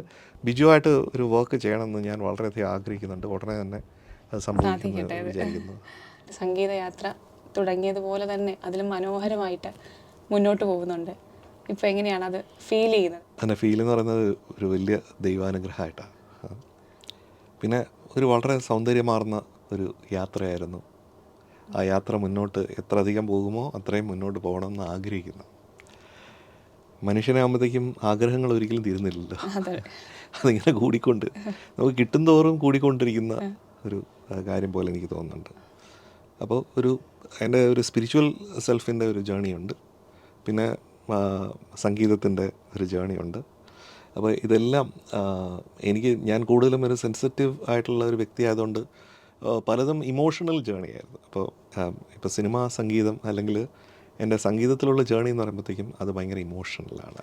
ഓരോ പുരസ്കാരം കിട്ടുന്ന സമയത്തും സാറിന് അപ്പം മനസ്സിൽ തോന്നാറുണ്ടോ miles to go before I sleep എന്ന് തോന്നാറുണ്ടോ? ഇപ്പം മൈൽസ് അല്ല, I think thousands of miles to go before I even think of sleeping എന്നാണ് എനിക്ക് തോന്നുന്നത്. അപ്പോൾ ആ രീതിയിൽ നമുക്ക് നമ്മളെ തന്നെ നമുക്ക് പറത്താനായിട്ടുള്ള ഒരു മനസ്സെപ്പോഴും വേണമെന്ന് എനിക്ക് തോന്നുന്നുണ്ട്. അപ്പോൾ അത് സങ്കല്പത്തിലാണ് പറത്തേണ്ടത്. അതാണ് ക്രിയേറ്റിവിറ്റി, അല്ലെ? അതാണ് സർഗ്ഗബോധം എന്ന് പറയുന്നത്. അപ്പോൾ ആ സർഗ്ഗബോധത്തിൽ എനിക്ക് പറക്കണം, എനിക്ക് പറന്നുയരണം. വേറെ ആൾക്കാർ കണ്ടിട്ടില്ലാത്ത ചില ഇടങ്ങളിലേക്ക് പറക്കണം. അപ്പോഴാണ് അയാൾ അവിടെ പറന്ന ആളാണെന്ന് നാളെ ഒരു പക്ഷേ എൻ്റെ കാലം കഴിയുമ്പോഴും എന്നെപ്പറ്റി സംസാരിക്കുമ്പോഴോ എന്നെപ്പറ്റി എവിടെയെങ്കിലും പറയുമ്പോഴോ അതായിരിക്കണമല്ലോ, അതല്ലേ ഒരാളുടെ സിഗ്നേച്ചർ എന്ന് പറയുന്നത്. അപ്പോൾ ജീവിതത്തിൽ അത്തരത്തിലൊരു സിഗ്നേച്ചർ ഉണ്ടാവണം എന്ന് നിർബന്ധമുള്ള ഒരാളാണ് ഞാൻ. അപ്പോൾ ആ രീതിയിലാണ് എൻ്റെ സിഗ്നേച്ചർ സിനിമാ സംഗീതത്തിൽ നിരന്തരമായി ഇട്ടുകൊണ്ട് മുന്നോട്ട് വരാനും. ഇപ്പോൾ സിഗ്നേച്ചർ ഇടുമ്പോഴത്തേക്കും തീർച്ചയായിട്ടും പുരസ്കാരം എന്നൊക്കെ പറയുന്നത്, അല്ലെങ്കിൽ ആൾക്കാരത് ഏറ്റെടുക്കുന്നത്, അത് കുറച്ചുകൂടെ നാച്ചുറലായിട്ട് സംഭവിക്കും. സിഗ്നേച്ചർ ഇല്ലാത്തപ്പോൾ ഇതൊന്നും സംഭവിക്കില്ല. അപ്പോൾ സിഗ്നേച്ചർ എന്ന് പറയുന്നത് പെട്ടെന്ന് വരുന്നതല്ല, അത് ഒരുപാട് ഹാർഡ് വർക്ക്, പെർസിവറൻസ്, നമ്മുടെ ഡെഡിക്കേഷൻ, നമ്മുടെ സമർപ്പണം, ഇതെല്ലാം കൂടെ നമ്മളെ തന്നെ സ്വയം മറക്കുന്ന അവസ്ഥയാണ്. ഇപ്പോൾ ഞാൻ 23-24 മണിക്കൂറുകൾ വർക്ക് ചെയ്തിട്ടുണ്ട് തുടർച്ചയായിട്ട്. ഇങ്ങനെ 5-8 ദിവസം തുടർച്ചയായിട്ട് വർക്ക് ചെയ്തിട്ടുണ്ട്. ഇപ്പോൾ സ്റ്റുഡിയോയുടെ താഴെ മാറ്റിൽ കിടന്ന് ഉറങ്ങിയിട്ടുണ്ട്. മ്യൂസിക് ഇങ്ങനെ കമ്പോസ് ചെയ്തുകൊണ്ടിരിക്കുമ്പോൾ ഇങ്ങനെ ഉറക്കം കിട്ടാതെ അങ്ങനെ അതിലോട്ട് വീണിട്ടുണ്ട്. അപ്പോൾ അങ്ങനെയുള്ള നമ്മുടെ സമർപ്പണം, അതിപ്പോൾ ഞാൻ ചെയ്തുകൊണ്ടല്ല, ആര് അങ്ങനെ ചെയ്താലും അതിൻ്റെ കൂടെ ടാലൻറ്റും ഈ പറഞ്ഞ പ്രതിഭയും ഉണ്ടെങ്കിൽ അതൊരു ഭയങ്കര കോമ്പിനേഷനാണ്. ആ കോമ്പിനേഷൻ അങ്ങനെ വരുമ്പോഴാണ് അതിന് വേണ്ടിയിട്ടുള്ള അതുണ്ട്, ഉഴയ്ക്കുന്നുണ്ട് എന്ന് മനസ്സിലാവുമ്പോഴാണ് അവിടെ നിന്ന് പുരസ്കാരങ്ങൾ തരുന്നത്. ഇനി മുന്നോട്ടുള്ള സംഗീത യാത്രയെക്കുറിച്ച് അല്ലെങ്കിൽ അപ്കമിങ് പ്രോജക്ട്സ് എന്തൊക്കെയാണ്? ഇങ്ങനെയല്ല പോകേണ്ടത്, ഇതിനേക്കാളും നന്നായിട്ട് പോകണം എന്നാണ് ഞാൻ ആഗ്രഹിക്കുന്നത്. ഇപ്പം ഞാൻ ഉപ്പീസ് എന്ന് പറഞ്ഞൊരു സിനിമ, സോജൻ ഡയറക്റ്റ് ചെയ്യുന്ന സിനിമയാണ്. അതിൻ്റേതായിട്ടുള്ള പ്രത്യേകതകളുണ്ട്. വേറെ 1-2 പ്രോജക്ട്സ് പൈപ്പ് ലൈനിലുണ്ട്, അത് ഡിസ്കഷൻസ് നടക്കുന്നുണ്ട്. അപ്പോൾ ഞാൻ ഇതുവരെ ചെയ്യാത്ത കാര്യങ്ങൾ ഇനി ചെയ്യണം എന്നാണ് ഞാൻ ആഗ്രഹിക്കുന്നത്. ആ സിനിമ, ഞാൻ നേരത്തെ പറഞ്ഞ പോലെ സിനിമ സംഗീതമാണ് എന്നെ ഞാനാക്കുന്നത്, അല്ലെങ്കിൽ എന്നെ ത്രസിപ്പിക്കുന്നത്, എനിക്ക് മുന്നോട്ട് ജീവിക്കണമെന്ന് എനിക്ക് തോന്നിപ്പിക്കുന്നത്. അപ്പോൾ തീർച്ചയായിട്ടും സിനിമാ സംഗീതവുമായിട്ട് ഞാനിവിടെ തന്നെ കാണും. അങ്ങനെ തന്നെ ഉണ്ടാവട്ടെ എന്ന് പ്രാർത്ഥിക്കുന്നു. നന്ദി sir. Thank you so much.